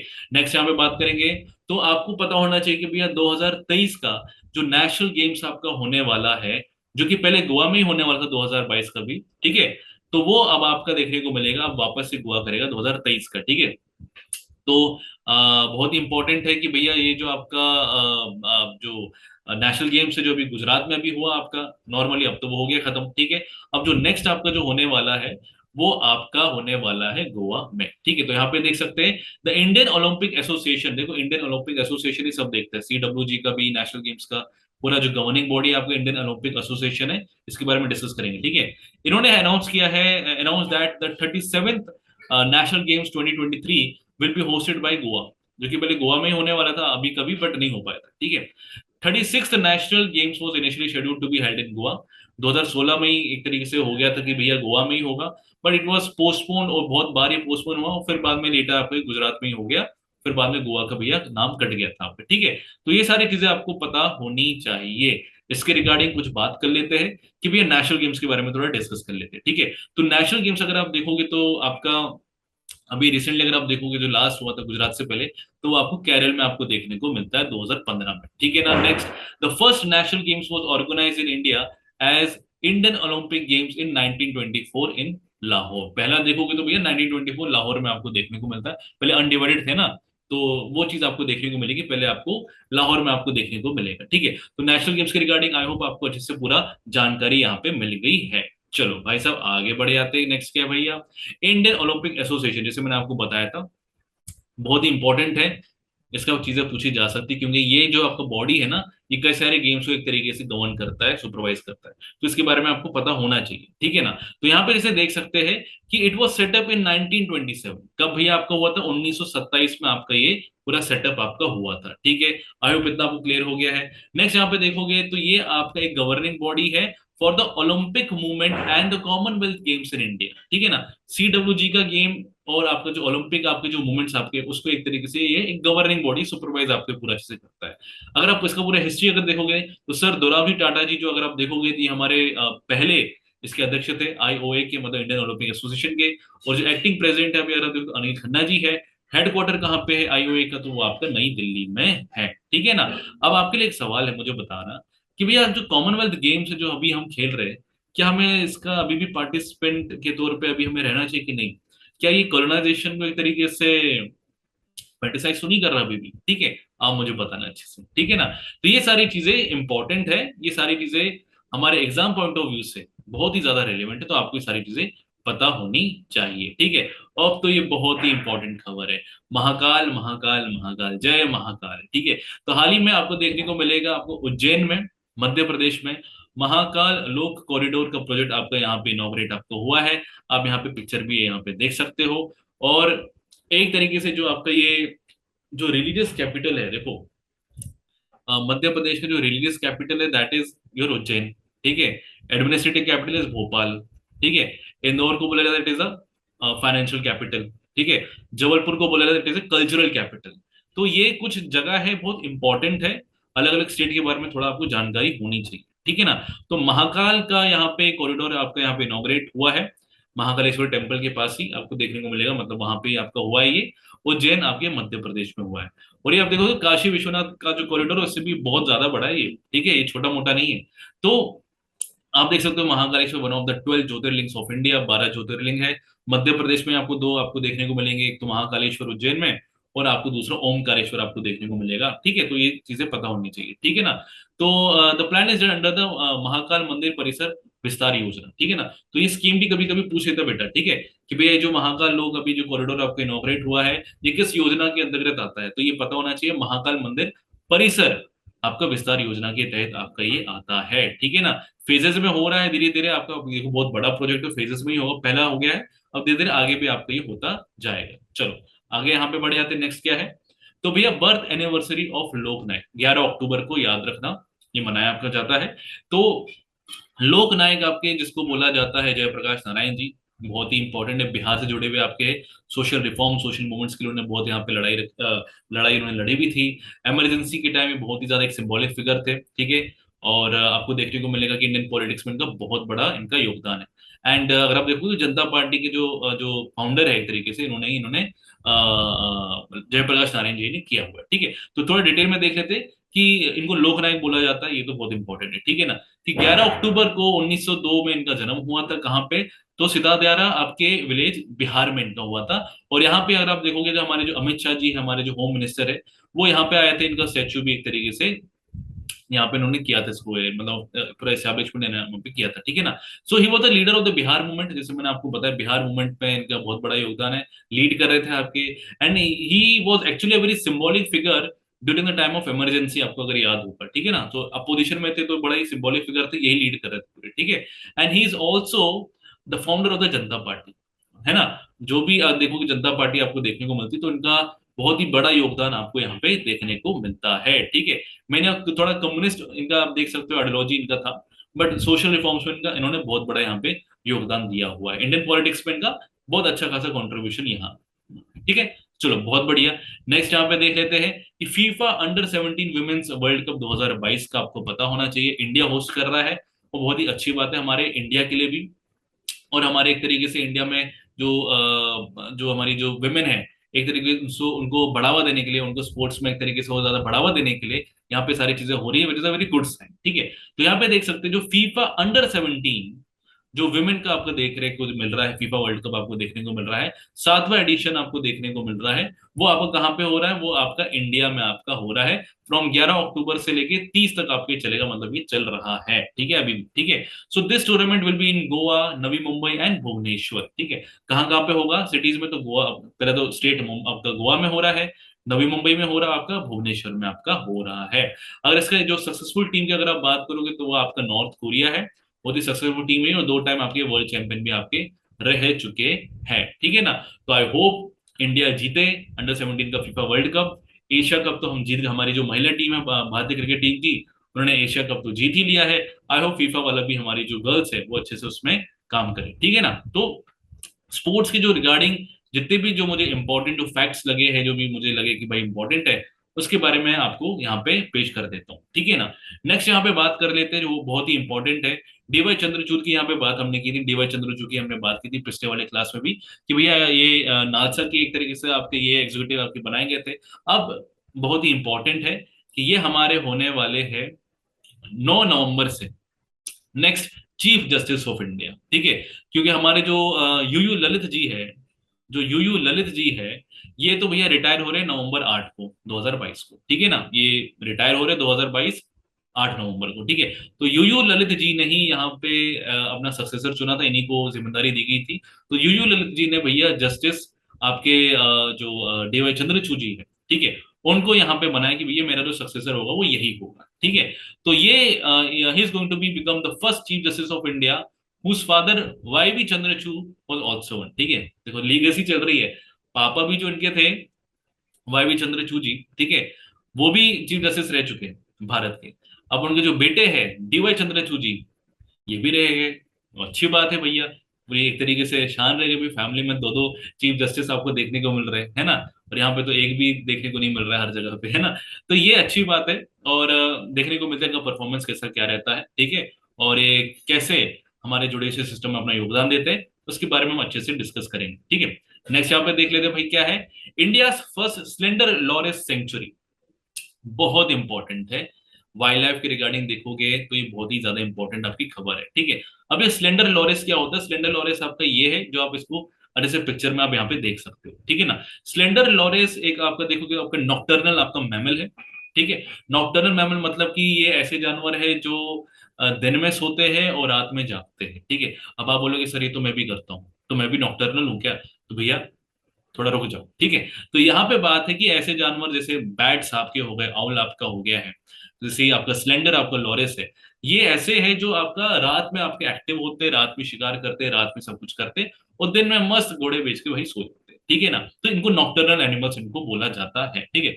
अब क्या हो रहा है, और थोड़ा ये एंडेंजर्ड वाले उसमें भी आ रहे स्पीशीज में आ रहे हैं, तो ये बड़ा ही कंसर्निंग है, ठीक है। इसी चीज को मद्देनजर रखते हुए तमिलनाडु ने भैया क्या किया है, यहाँ पे इनका सेंचुरी बना है, ठीक है। सो कंट्रीज फर्स्ट आपका देखोगे जो आपका जो स्लेंडर लॉरेस का आपका जो सेंचुरी है, वो आपका तमिलनाडु में आपका बनने वाला है। दो डिस्ट्रिक्ट इसमें कवर होंगे, आपका करूर और आपका दिंडीगुल, ठीक है। तो ये आपको पता होना चाहिए।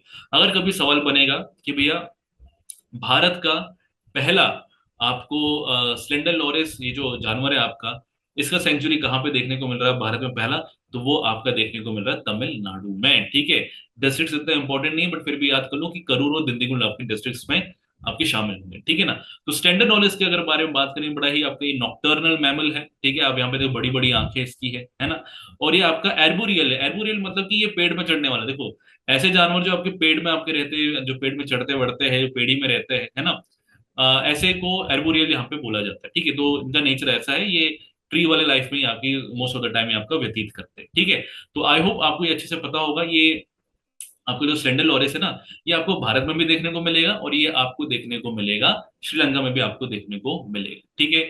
इसी के रिगार्डिंग कुछ बात कर लेते हैं, जैसे कि ये जो स्पीशीज है आपका स्लेंडर लॉरेस, अगर आप देखोगे ये आपका एंडेंजर्ड है as per the IUCN list, ठीक है। तो ये आपको पता होना चाहिए, international union for the conservation of nature, IUCN। देखो ये सवाल पूछे जाते हैं, याद रखना, जब भी आपके एग्जाम्स होगी ना, तो ये एक आपको सवाल देखने को मिलेगा कि हाल ही में IUCN ने किन किन स्पीशीज को एंडेंजर्ड क्रिटिकल एंजर्ड की लिस्ट में डाला हुआ है। तो ये सारी चीजें आपको पता होना चाहिए, ठीक है। तो ये स्लेंडर लॉरेस पे अगर आप देखोगे भी एंडेंजर्ड वाली लिस्ट में आता है, ठीक है। अब ये इंपॉर्टेंट क्यों है, स्लेंडर लॉरेस की यहाँ पे बात क्या है कि slender loris it act as a biological predator to the pest of agriculture crops.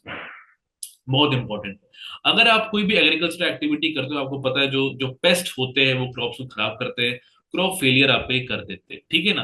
तो ये जो आपका जो स्लेंडर लॉरेस है ना, ये क्या करता है, ये जो एग्रीकल्चर के जो पेस्ट होते हैं ना उसको ये खाता है, ठीक है। उसको ये क्या करता है, एक तरीके से अपना फीड मतलब यहाँ पे कर लेता है, ठीक है। And it is good for the farmers. अगर भैया एक ऐसा जानवर जो भैया जो एग्रीकल्चर में जो भी पेस्ट वगैरह लगते हैं, उसको अगर स्लेंडर लॉरेस खा रहा है, तो भैया फार्मर्स की तो बल्ले बल्ले हो जाएगी। So for the humans it is very much important कि स्लेंडर लॉरेस को में एक तरीके से हमें कंजर्व करके रखना है रिगार्डिंग द एग्रीकल्चर प्रैक्टिसेस, ठीक है। तो ये सारी चीजें आपको पता होनी चाहिए, ठीक है। अब अगर इसके रिगार्डिंग देखो तो वर्ल्ड वाइड आपको पता होना चाहिए, आपका जो फंड है WWF जिसको बोला जाता है, WWF मतलब वो लड़ाई वाला नहीं, ठीक है ना, बिल्कुल ज्यादा उत्साहित होने की जरूरत नहीं, ठीक है। तो जो आपका WWF है, आपको पता होना चाहिए, आपके ऑर्गेनाइजेशन है जो कंजर्वेशन पूरा इकोसिस्टम पूरा मेंटेन करने के लिए एक आपकी गवर्निंग बॉडी है। यहाँ पे देखोगे तो इसका जो हेडक्वार्टर है वो आप देखोगे तो आपका स्विट्जरलैंड में है, और ये एक तरीके से आप देखोगे तो इसका जो योगदान है वो बहुत बड़ा है, ठीक है ना। Conservation of animals, wild life, एक गवर्निंग बॉडी आप कह सकते हो आपकी पूरी है, ठीक है ना। तो जो रिगार्डिंग जो भी मुझे लगा इंपॉर्टेंट फैक्ट्स है मैंने आपको यहाँ पे बता दिया है। नेक्स्ट, बहुत important, fourth Vande Bharat express आपका इनोग्रेट कर दिया गया है। मैं पिछले क्लास में भी इसको डिस्कस किया था, आई होप आपको जिसे याद होगा, ठीक है ना। तो पहला देखोगे वंदे भारत फर्स्ट जनरेशन वाला, ठीक है। तो आपका दिल्ली से वाराणसी, नई दिल्ली से वाराणसी वाला था, आपको पता ही होगा, ठीक है ना। दूसरा अगर आप देखोगे तो दूसरा आप नई दिल्ली से वैष्णो देवी कटरा वाला था, वो भी फर्स्ट जनरेशन वाला मॉडल आपका, ठीक है। तीसरा आपको सेकेंड जनरेशन आपको मॉडल देखने को मिला वंदे भारत का, ठीक है। ये आपको देखने को मिलता है आपका नवी मुंबई से, आपका नहीं, सेंट्रल मुंबई से आपका यहाँ तक, आई थिंक कहाँ पे, गांधीनगर तक, ठीक है, हाँ गांधीनगर, ठीक है।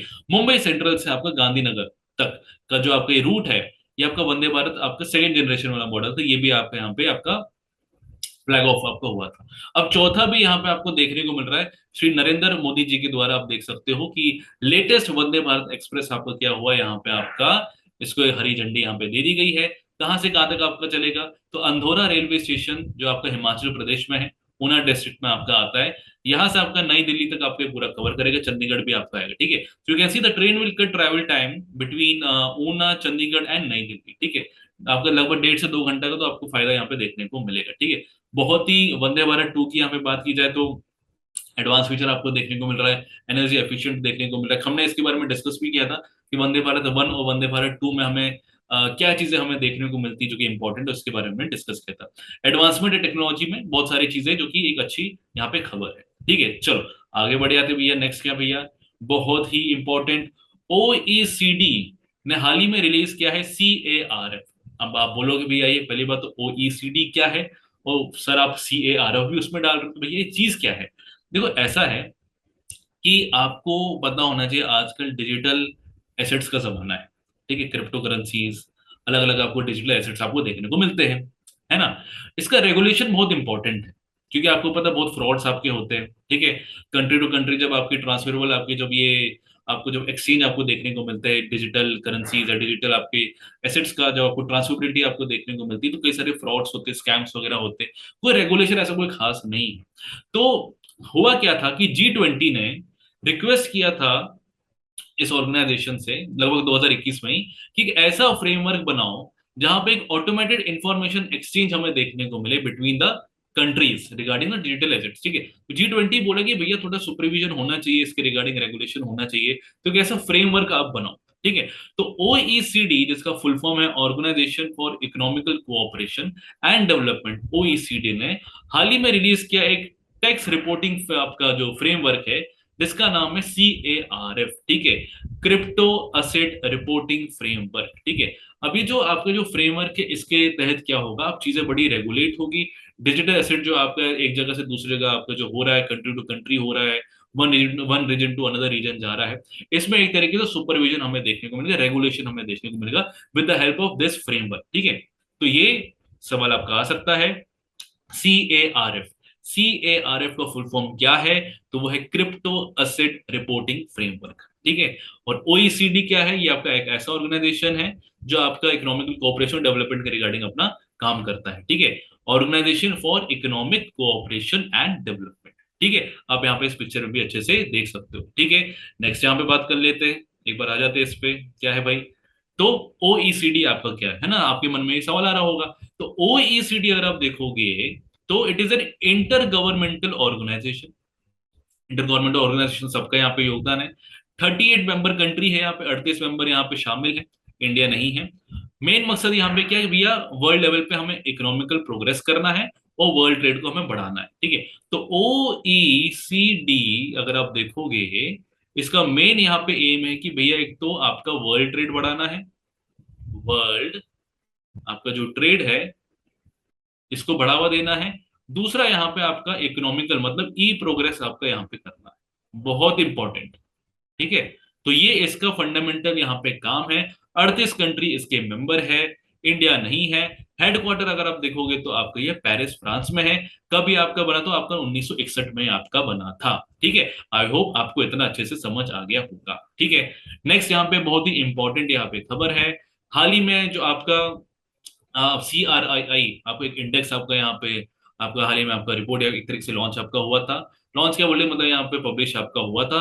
और यहाँ पे आपको देखने को मिल रहा है कि इंडिया अब धीरे धीरे इनइक्वालिटी इंडेक्स में अगर आप देखोगे तो अच्छा खासा परफॉर्म कर रहा है, रैंक्स इसकी अच्छी तरफ जा रही है। ठीक है, तो यहाँ पे देख सकते हो, in commitment to reducing inequality index, India has moved up 6 places to rank 123 out of 161 countries. ठीक है, क्या है ये चीज देखो, इनइक्वालिटी जितना हो सके कंट्री में कम हो उतनी अच्छी बात है। ठीक है ना। इसका सबसे बड़ा एग्जांपल मैं आपको इस पिक्चर से देख रहा हूं, आप यहाँ पे देख सकते हो कि ये आपका मुंबई शहर है। अब मुंबई एक ऐसा शहर है जहां पे आपको भारत के सबसे ऊंचे ऊंचे इमारत आपको देखने को मिलेंगे, करोड़पति अरबपति के टाइकून्स आपको देखने को मिलेंगे। अच्छा लाइफ स्टैंडर्ड आपको यहाँ पे मुंबई में देखने को मिलेगा। ठीक है, उसी सेम शहर में आपको दुनिया का सबसे बड़ा स्लम भी देखने को मिलेगा। तो ये एक ऐसा शहर है जहां पे आपको इनकम इनइक्वालिटी आपको खतरनाक लेवल पे आपको देखने को मिलेगा। ठीक है ना। मुंबई में इतनी ऊंची ऊंची इमारतें भी देखने को मिलेगी और उसी सेम जगह में आपको स्लम्स वगैरह भी देखने को मिलेंगे, है कि नहीं।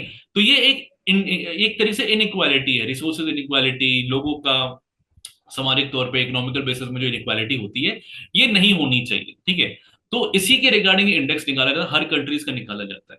तो उसमें अगर आप देखोगे इंडिया की जो रैंक है वो इंप्रूव हुई है। ठीक है, पहले 2020 में अगर आप देखोगे तो वो 129 थी, अब 123 हो गई है। मेरे से गुड्स है, अभी भी ऐसा नहीं कि हमने अच्छा कर लिया तो बस काम नहीं करना है, हमें अंडर 100 तो हमें जाना ही पड़ेगा। ठीक है ना, और हमें यहाँ पे काम करना पड़ेगा। अगर आप देखोगे इसका, अगर आप देखोगे जो आपका जो इंडेक्स आपका जो रिलीज हुआ है, इसमें यहाँ पे टॉप में कौन आपका रहा है जिसका इनकम इनक्वालिटी में इसने बहुत ज्यादा काम किया है, तो वो है आपका नॉर्वे।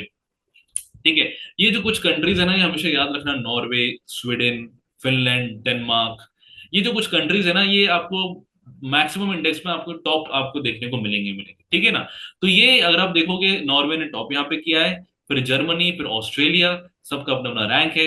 2020 में अगर आप देखोगे ये सेम इंडेक्स जो आपका CRI वाला इंडेक्स है, इंडिया की रैंक थी 129, अब आपकी हो गई 123। मतलब कि यहाँ पे क्लियर सिग्नल जा रहा है कि अब इंडिया थोड़ा इनकम इनइक्वालिटी का ये जो आपका जो सिस्टम है इससे थोड़ा बाहर निकल रहा है और यहाँ पे इक्वालिटी की ओर हम आगे बढ़ते जा रहे हैं, विच is a very good thing. ठीक है, चलो आगे यहाँ पे बढ़े आते हैं, आगे क्या खबर है, यहाँ पे बात करते हैं कि ये जो डेटा है, ये जो इंडेक्स है, ये रिलीज कौन करता है। ठीक है, तो ये आपको पता होना चाहिए, जो ऑक्सफैम इंटरनेशनल आपका ये जो आपका ये जो ऑर्गेनाइजेशन है, ठीक है, एक इंटरनेशनल लेवल का आपका ये है, ये आपका ये इंडेक्स आपका प्रिपेयर करता है। तो जैसे आपका यहाँ पे लिखा हुआ है कि it is prepared by Oxfam international and development finance international. ठीक है, मतलब यहाँ पे एक तरीके से बोला जा रहा है, ऑक्सफैम इसका शॉर्ट फॉर्म एक तरीके से मैं यहाँ पे बता रहा हूँ। ठीक है, ये क्या करता है, गवर्नमेंट पॉलिसी, जितनी भी डिफरेंट कंट्रीज है ना बेटा, डिफरेंट कंट्रीज की गवर्नमेंट पॉलिसीज को ये एनालाइज करता है। ठीक है, इंडिया का करेगा, ऑस्ट्रेलिया करेगा, नॉर्वे का करेगा, यूएस का करेगा,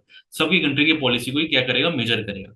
इन विच फील्ड करेगा, तो आप ध्यान देना, 3 सेक्टर में ये करता है।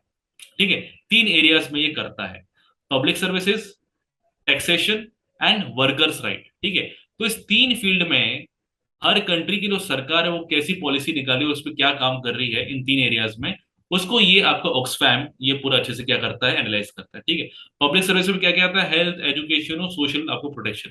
हमारे जो रैंक जो खराब हुई, it is actually because of the health system. ठीक है ना, हेल्थ में हमें और ज्यादा ध्यान देना पड़ेगा और आई होप कि आने वाले टाइम में हेल्थ में हम अच्छा खासा काम करेंगे। ठीक है ना, तो ये पूरा सिस्टम है। कभी भी आपसे अगर सवाल बने कि भैया आपको जो CRII जो आपका ये जो इंडेक्स है ये कौन आपका निकालता है, तो वो आपका ऑक्सफैम इंटरनेशनल आपका निकालता है। इसका हेडक्वार्टर कहाँ पे, तो आपका केनिया आपका नारोबी में है। ठीक है, तो कुछ जो भी रिलेटेड फैक्ट्स है मैंने आपको यहाँ पे डिटेल में आपको बता दिया है। चलो नेक्स्ट यहाँ पे बढ़े आते हैं, बहुत ही इंपॉर्टेंट खबर है यहाँ पे कि भैया हाल ही में आपको देखने को मिलेगा कि कोल इंडिया की मदद से एक तरीके से यहाँ पे अग्रीमेंट यहाँ पे साइन हुआ है। यहाँ पे बीकानेर में आपको देखने को मिलेगा 1190 मेगावाट का आपको देखने को मिलेगा सोलर पावर प्लांट आपको देखने को मिलेगा, विच is a very good news. ठीक है, अच्छी बात है। राजस्थान का एक तरीके से अब देखोगे क्लाइमेटिकल स्ट्रक्चर वैसा है, हमें तो सोलर पावर प्लांट वहां पे अच्छा खासा बनाना भी चाहिए। ठीक है ना, पूरे राजस्थान को सोलर पूरा कर देना चाहिए, ओरिएंटेड, सीधी बात। ठीक है, तो यहाँ पे देख सकते हो कि कोल इंडिया लिमिटेड महारत्न कंपनी पता होना चाहिए। ठीक है, महारत्न, फिर आपका आप देख सकते नवरत्न, फिर आपका मिनी रत्न, ये सारी कंपनी है। मेन आपका महारत्न कंपनी, नॉर्मली पूछा जाता है कि इनमें से कौन सी कंपनी जो महारत्न नहीं है, ठीक है। तो ये आपका चीजें आपको पता होनी चाहिए। कोल इंडिया लिमिटेड आपकी महारत्न कंपनी, ओएनजीसी, भेल, ये सारे जो सॉरी कंपनीज है ना, ये आपके क्या है, ये आपकी महारत्न कंपनी है। इसी में से आपका जो कोल इंडिया, इन्होंने अभी सेटअप किया 1190 वॉट का सोलर पावर प्लांट, कहाँ पे, बीकानेर के जिले में किया है, राजस्थान में, ठीक है ना। यहाँ पे इन्होंने एक अग्रीमेंट साइन किया है, मेमोरेंडम ऑफ अंडरस्टैंडिंग, एमओयू इन्होंने साइन किया है। किसके साथ किया, तो भैया आपका राजस्थान विद्युत उत्पादन निगम लिमिटेड, RUVNL के साथ इन्होंने किया है, ठीक है। तो सिंपल सा टेक है। कभी पूछा जाएगा भैया कि हाल ही में 1190 मेगावाट का सोलर पावर प्लांट राजस्थान में अभी आपका बनाया, आपका मतलब अभी होगा, स्टार्ट होगा, तो किसके द्वारा हो रहा है, तो भैया कोल इंडिया के द्वारा हो रहा है विद द अग्रीमेंट, ठीक है। किसके साथ, राजस्थान विद्युत उत्पादन निगम लिमिटेड, ठीक है। ये तो इतना नहीं है, बट ये कोल इंडिया का आपका बहुत थोड़ा इंपॉर्टेंट यहाँ पे बन जाता है, ठीक है। चलो अब यहाँ पे आगे देख लेते हैं भाई साहब, क्या है ना, नेक्स्ट यहाँ पे क्या खबर है। हाँ ठीक है, हाँ ये बहुत इंपॉर्टेंट है, और ये वाला आपका हो गया, बहुत सही, ठीक है। नेक्स्ट यहाँ पे देख लेते हैं कि इंडिया का परफॉर्मेंस, अब यहाँ पे हम देखेंगे ISSF, ठीक है। ये आपको पता होना चाहिए कि ये अभी हाल ही में आपका इंटरनेशनल शूटिंग स्पोर्ट फेडरेशन, अभी वर्ल्ड चैंपियनशिप, अभी एक टूर्नामेंट आपका चल रहा था। बहुत अलग अलग आपको कैटेगरी में देखने को मिला। शॉटगन की यहाँ पे अभी हम बात कर ले, शॉटगन आपने देखा होगा, जब हम मूवीज में देखते हैं शॉटगन, तो क्या बढ़िया आपको देखने को मिलता है, ठीक है ना। चलो मूवीज से थोड़ा बाहर निकल जाते हैं, रियलिटी में थोड़ा आ जाते हैं, कि भैया आपका यहाँ पे कंपटीशन हुआ था ISSF का, वर्ल्ड लेवल पे आपका हुआ था। कहाँ पे हुआ था, तो करोशिया में हुआ था, ठीक है। ये आपको पता होना चाहिए। करोशिया में आपका हुआ था, ओसीजेक, ठीक है। ओसीजेक आपकी जगह है करोशिया में, वहां पे आपको ये टूर्नामेंट आपको देखने को मिल रहा है। इंडिया का अगर आप देखोगे तो 5th पोजीशन में आपको देखने को मिल रहा है। एक गोल्ड, एक सिल्वर और 2 ब्रॉन्ज मेडल आपको इंडिया की तरफ से आपको देखने को मिल रहा है, it is a good thing, ठीक है। बट हमें और ज्यादा तरक्की यहाँ पे करनी पड़ेगी। देखो स्पोर्ट्स के मामले में अगर आप देखोगे, इंडिया धीरे धीरे ग्रेजुअली प्रोग्रेस कर रहा है, और आई होप आने वाले टाइम में और ज्यादा आपका ये प्रोग्रेस करेगा, ठीक है। क्या से हम टेक लिया हमने यहाँ पे कि ISSF full form, international shooting sport federation, ठीक है। कहाँ पे आपका इसका भी हुआ था टूर्नामेंट, वर्ल्ड चैंपियनशिप का, तो आपको करोशिया में हुआ था। शॉटगन में अगर देखा जाए तो इंडिया की 5th पोजीशन रही है as compare to other countries. 1 gold, 1 silver, 2 bronze यहाँ पे आपको देखने को मिलता है, ठीक है। कहाँ पे, करोशिया में आपका ये हुआ था। नेक्स्ट यहाँ पे देखते हैं कि परम कंपुरा सुपर कंप्यूटर, बहुत इंपॉर्टेंट है। सुपर कंप्यूटर के रिगार्डिंग भाई चीजें पूछे जाते हैं, ठीक है ना। पहला कौन सा था भाई, परम 8000, ठीक है। तो ये कुछ चीजें आपको पता होनी चाहिए, ठीक है ना। और उसमें सीडैक का भी बहुत बड़ा योगदान है। और आपके लिए एक सवाल है कि भैया किस इंसान को भाई father of Indian super computer के नाम से भी जाना जाता है, ठीक है। तो ये आप मुझे बताएंगे, ठीक है। उसमें उनका परम 8000 जो सुपर कंप्यूटर आपको बना, उसमें उनका बहुत बड़ा योगदान है, ठीक है। तो आपको पता होना चाहिए सारी चीजें, ठीक है ना। नेक्स्ट हमें बात करते हैं कि भाई हमारे जो प्रेसिडेंट है द्रौपदी मुर्मू जी, उन्होंने भाई परम कंपुरा कमरूप कमरूप उन्होंने यहाँ पे एक सुपर कंप्यूटर है, उसको यहाँ पे एक तरीके से उन्होंने इनॉग्रेट किया है भाई, कहाँ पे, आपका IIT गुवाहाटी में, ठीक है ना। तो इसी के साथ साथ अगर आप देखोगे, एक बहुत ही हाई पावर एक्टिव और आपका लेबोरेटरी भी यहाँ पे इन्होंने एक तरह से इनॉग्रेट किया, समीर उसका नाम है। ये तो चलो ठीक है, इतना हमें तो डिटेल में नहीं जाना, बट मेन यहाँ पे इंपॉर्टेंट बात है, कभी सुपर कंप्यूटर अगर पूछा जाएगा तो परम कमरूपा, तो ये आपको पता होना चाहिए, आपका IIT गुवाहाटी में आपका हुआ है, आपका रिसेंट आपका सुपर कंप्यूटर है, ठीक है ना। चलो आई होप आपको आज के सारे जो भी इंपॉर्टेंट इवेंट्स है आपको अच्छे से समझ आ गया होगा। अब हम आ जाते हैं बहुत ही इंपॉर्टेंट नोटिस में। अगर आपको डिफेंस रिलेटेड एग्जाम्स की आपको प्रिपरेशन करनी है, चाहे वो आपका SSB हो, चाहे आपका वो आपका NDA CDS FCAT, जैसे जितने भी अगर आपको एग्जाम्स की अगर आपको तैयारी करनी है, तो आपको कुछ नहीं करना है, आपको SSB क्रैक एग्जाम्स की साइट में जाना है, ऐप को अच्छे से एक्सप्लोर करो, और डिटेल में हमारे कई सारे अपडेटेड फॉर्म में आपको कोर्स आपको देखने को मिलेंगे। आप जैसे यहाँ पे देख सकते हो कि आपका NDA का आप देख सकते हो, CDS का देख सकते हो, FCAT का यहाँ पे देख सकते हो। तो कई सारे आपको देखने को मिलेंगे। SSB इंटरव्यू के रिगार्डिंग में आपको कई सारे इंपॉर्टेंट जो इंटरव्यू रिगार्डिंग जो आपके गाइडेंस कोर्सेज है, बहुत ही बेहतरीन आपको कोर्सेज आपको देखने को मिलेंगे। आपको बिल्कुल इस चीज को बिल्कुल कंसिडर करना चाहिए, ठीक है। नेक्स्ट अगर यहाँ पे अगर आप देखोगे, तो जितने भी हमारे जो टॉपर्स रहे भाई साहब, इस चीज को तो बिल्कुल मान लो, जितने भी जो हमारे जो टॉपर्स रहे, जो हम जो SSB क्रैक एग्जाम्स के थ्रू आपके निकले हैं, उनका सारा आपको जो इंटरव्यू है, आप कई सारे आप उनसे अपना एक गाइडेंस ले सकते हो, एक तरीके से उन्होंने जो भी इंटरव्यू अपना एक्सपीरियंस यहाँ पे बताया हुआ है, सारी चीजें आपको यहाँ पे मिल जाएगी। बंडल्स के फॉर्म में आपको कोर्स यहाँ पे आपको देखने को मिलेंगे। आपको बस क्या करना, आपको सिर्फ कोर्स का आपको फायदा उठाना है। नेक्स्ट यहाँ पे डेली करंट अफेयर, जैसे आप देखोगे, या फिर डिफेंस अपडेट्स अगर आप देखो, सारी चीज आपको मिलेगी। सारी चीज आप देख सकते हो यहाँ पे, आपको बंडल्स के फॉर्म में आपको देखने को मिलेंगे। आपको कुछ नहीं करना, आपको सिर्फ विजिट करना है। सारे आपको daily current affair, defence update, सारे आपको चीजें मिलेगी। आप बस जाओ, साइट को एक्सप्लोर करो, क्योंकि एसएसबी क्रैक एग्जाम्स का जो साइट है वो अपने में एक बहुत ही खूबसूरत दुनिया है, उसको आप अच्छे से एक्सप्लोर करो। ठीक है, चलो वापस आ जाते हैं टॉपिक पे।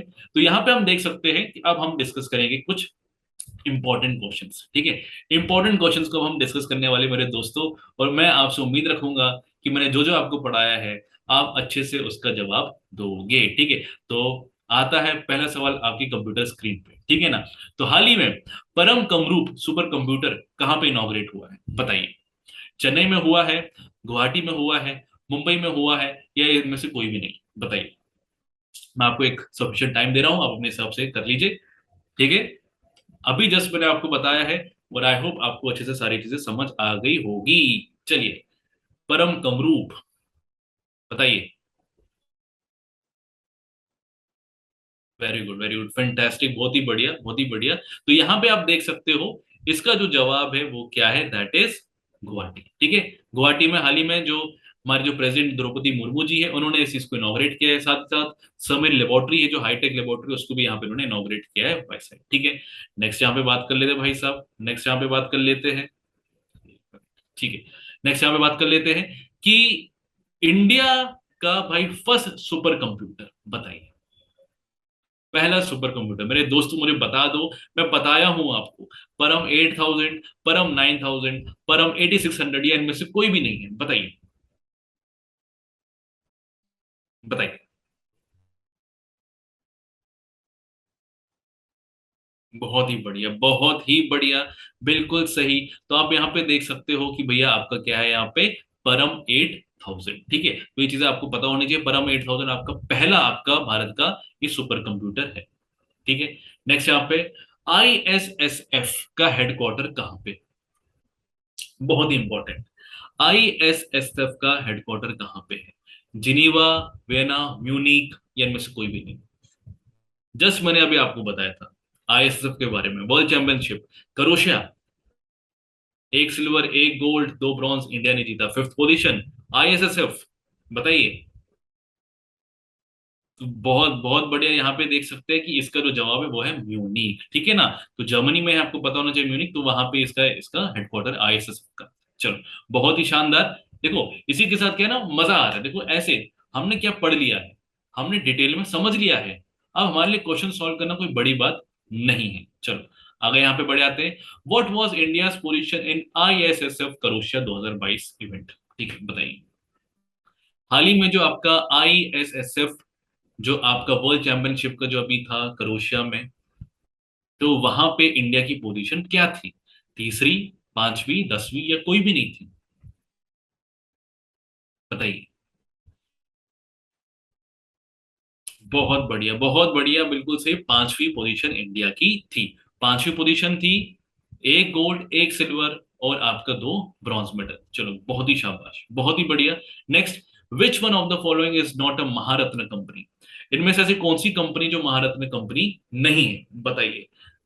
ONGC, oil and natural gas corporation, GAIL gas authority of India limited, MTNL, या फिर इनमें से कोई नहीं, बताइए। बताइए, बहुत ही शानदार ये सवाल है, ये पीएसयू, सेंट्रल पीएसयू के क्वेश्चन आपसे पूछे जाते हैं। ठीक है ना, महारत्न कौन है कौन नहीं है, तो ये पता होना चाहिए। चलो, वेरी गुड, बिल्कुल शाबाश, आपका एमटीएनएल। ठीक है ना, तो यहाँ पे आप देख सकते हो पूरा लिस्ट, आप यहाँ पे देख सकते हो बेटा कि महारत्न कौन कौन सी कंपनी, तो आपका भेल है, आपका है, आपका भारत पेट्रोलियम कॉर्पोरेशन लिमिटेड है। कोल इंडिया की मैंने बात की, यहाँ पे कोल इंडिया हाल ही में आपका राजस्थान में सोलर पावर प्लांट आपका बना रहा है। ठीक है, और गेल आपका है। ठीक है, हिंदुस्तान पेट्रोलियम आपका है, इंडियन कोऑपरेशन आपका है, एनटीपीसी है, oil and natural gas corporation जो आपका ऑप्शन में भी है। ठीक है, पावर फाइनेंस, पावर ग्रिड, और स्टील अथॉरिटी ऑफ इंडिया, इसको सेल बोला जाता है। ठीक है ना, तो ये सारे हैं। अब ये तो 11वां आपको देखने को मिल रहा है। ठीक है, 11 आपको देखने को मिल रहा है, हाल ही में 12वां भी आपको देखने को मिल रहा है। हाँ मुझे बताना कौन है, ठीक है ना। कौन सा एक और कंपनी आपकी जुड़ गई महारत्न में, ठीक है ना, तो ये चीजें आपको पता होनी चाहिए। नेक्स्ट यहाँ पे बात करते हैं क्या है भैया, where is world's biggest solar power plant, बताइए। पूरे विश्व भर का सबसे बड़ा सोलर पावर प्लांट आपको कहाँ देखने को मिलता है, ठीक है। ऑप्शन नंबर ए आपका ये हुआंग आपका हाइड्रो पावर जो चाइना में है सोलर पावर पार्क। दूसरा आपका बादला सोलर पावर पार्क आपका जो राजस्थान में है। तीसरा बेनबान सोलर पावर पार्क आपका ये कहाँ पे इजिप्ट में है। या इनमें से कोई भी नहीं, बताइए। बहुत ही इंपॉर्टेंट है, सोलर पावर प्लांट। अभी जस्ट मैंने आपके इसको डिस्कस किया था, ठीक है, बताइए। बिल्कुल बिल्कुल बिल्कुल सही, बिल्कुल सही, आपने बिल्कुल सही बोला कि आपका बादला जो सोलर पावर आपका जो पार्क है राजस्थान में, ये विश्व भर का सबसे बड़ा आपका सोलर पावर प्लांट है, तो इसके बारे में आपको पता होना चाहिए, ठीक है ना। आप यहाँ पे इसकी पिक्चर भी यहाँ पे देख सकते हो, ठीक है।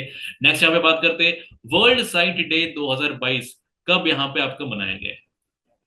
वर्ल्ड साइट डे आपका 2022 का कब आपका मनाया गया है, बताइए। बहुत ही इंपॉर्टेंट है, कुछ इंपॉर्टेंट डेज आपसे पूछे जाते हैं, तो ये सारी चीजें आपको पता होनी चाहिए। 13 अक्टूबर, 9 दिसंबर, 6 मार्च, इनमें से कोई भी नहीं, बताइए कौन सा। हाँ बिल्कुल बिल्कुल सही, शाबाश। तो बिल्कुल सही, आप यहाँ पे बोल सकते हो, यहाँ पे 13 अक्टूबर को आपका ये मनाया जाता है, ठीक है ना। World site day, site day मतलब कि एक तरीके से अवेयरनेस बढ़ाई जा रही है कि आप कह सकते हो कि लोग थोड़ा अपने आंखों के प्रति, अपने जो नेत्र है उनके प्रति थोड़ा सावधान रहे, थोड़ा न्यूट्रिशन फूड खाए, अवेयरनेस बढ़ाए, उसी के रिगार्डिंग यहाँ पे आपका ये दिन मनाया जाता है, ठीक है। आगे यहाँ पे बढ़े आते हैं, ठीक है, आगे यहाँ पे बढ़े आते हैं। नेक्स्ट क्या है भैया, what was the theme in world site day 2022, ठीक है। 2022 का जो अभी हाल ही में जो आपका जो दिन आपका मनाया गया वर्ल्ड साइट डे जिसको बोला जाता है, उसका थीम क्या था। Eyes are precious, love your eyes are life, none of the above, बताइए। बहुत ही इंपॉर्टेंट है, क्योंकि ये थीम वगैरह पूछे जाते हैं, किसके द्वारा ये दिन मनाया जा रहा है, ऑर्गेनाइजेशन के द्वारा ये पूछा जाता है, और किस दिन मनाया जाता है, ये सारी चीजें पूछी जाती है। सारे आपको दिन पढ़ने की जरूरत नहीं है, जो इंपॉर्टेंट करंट अफेयर्स के रिगार्डिंग जो इंपॉर्टेंट उसी चीज को पढ़ोगे, तो ऐसे तो कितने सारे 365 दिन है, 365 दिन पढ़ते रहोगे तो फिर तो हो गया। जो इंपॉर्टेंट है वही पढ़ के जाना चाहिए, ठीक है। तो बिल्कुल सही, यहाँ पे इसका जो जवाब that is love your eyes, ठीक है। लव योर आइज, मैं भी बोलूं भैया, आंखों से प्रेम करो, ठीक है। आंखों से एक तरीके से उसके बारे में थोड़ा केयरिंग करो, ठीक है। आजकल आप देखते हो लैपटॉप स्क्रीन वगैरह में देखते हैं, बिल्कुल हम बिल्कुल नजरअंदाज करते हैं अपने आंखों के बारे में, तो उसके रिगार्डिंग हमें सोचना चाहिए। नेक्स्ट यहाँ पे बात करते हैं, what was India's rank in CRII 2022 index. हाल ही में जो अभी जो आपका जो इंडेक्स अभी रिलीज हुआ है regarding income, sorry regarding inequality के, रिगार्डिंग रिड्यूसिंग इनइक्वालिटी के रिगार्डिंग, ठीक है। तो भारत ने बहुत ही एक अच्छा पोजीशन यहाँ पे हासिल किया है। अब बहुत अच्छा तो नहीं बोल सकते, बट ठीक ठाक इंप्रूवमेंट है, तो अच्छी बात, ठीक है। तो 129वां, 144, 123 या इनमें से कोई नहीं, बताइए। बताइए, बहुत ही इंपॉर्टेंट है यहाँ पे, ये सवाल आपसे पूछे जाते हैं, ठीक है, बताइए। बिल्कुल बिल्कुल सही, तो यहाँ पे आप देख सकते हो कि इंडिया की जो रैंक है वो 123 थी, 129 तो पहले थी, ठीक है, 2021 की।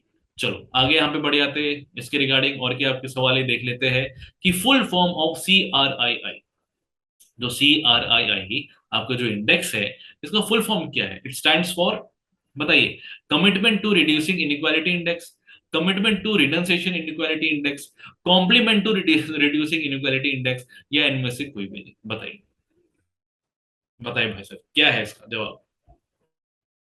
मैंने आपको बताया हुआ है, बिल्कुल मैंने आपको बताया हुआ है इसके बारे में, डिटेल में बताया हुआ है मैंने क्या है इसका पूरा स्ट्रक्चर। एक ऐसा इंडेक्स जो हर कंट्रीज के एक तरीके से इनइक्वालिटी सिस्टम को एक तरीके से मेजर करता है, गवर्नमेंट पॉलिसीज को मेजर करता है, और उसके बाद पे फिर वो क्या करता है, अपना ये रिपोर्ट निकालता है, ठीक है। तो इसका जो जवाब है अगर आप देखोगे वो क्या है, commitment to reducing inequality index, CRI, C for commitment, R for reducing, I for inequality, I for index, ठीक है। तो ये चीजें आपको पता होनी चाहिए। नेक्स्ट, CRI का जो आपका जो इंडेक्स है इसको रिलीज कौन करता है, वर्ल्ड ट्रेड ऑर्गेनाइजेशन आपका, IMF आपका है, या फिर ऑक्सफैम आपका है, बताइए। बहुत ही इजी सवाल है, क्योंकि ये सारी चीजें मैंने बता दी आपको, बताइए।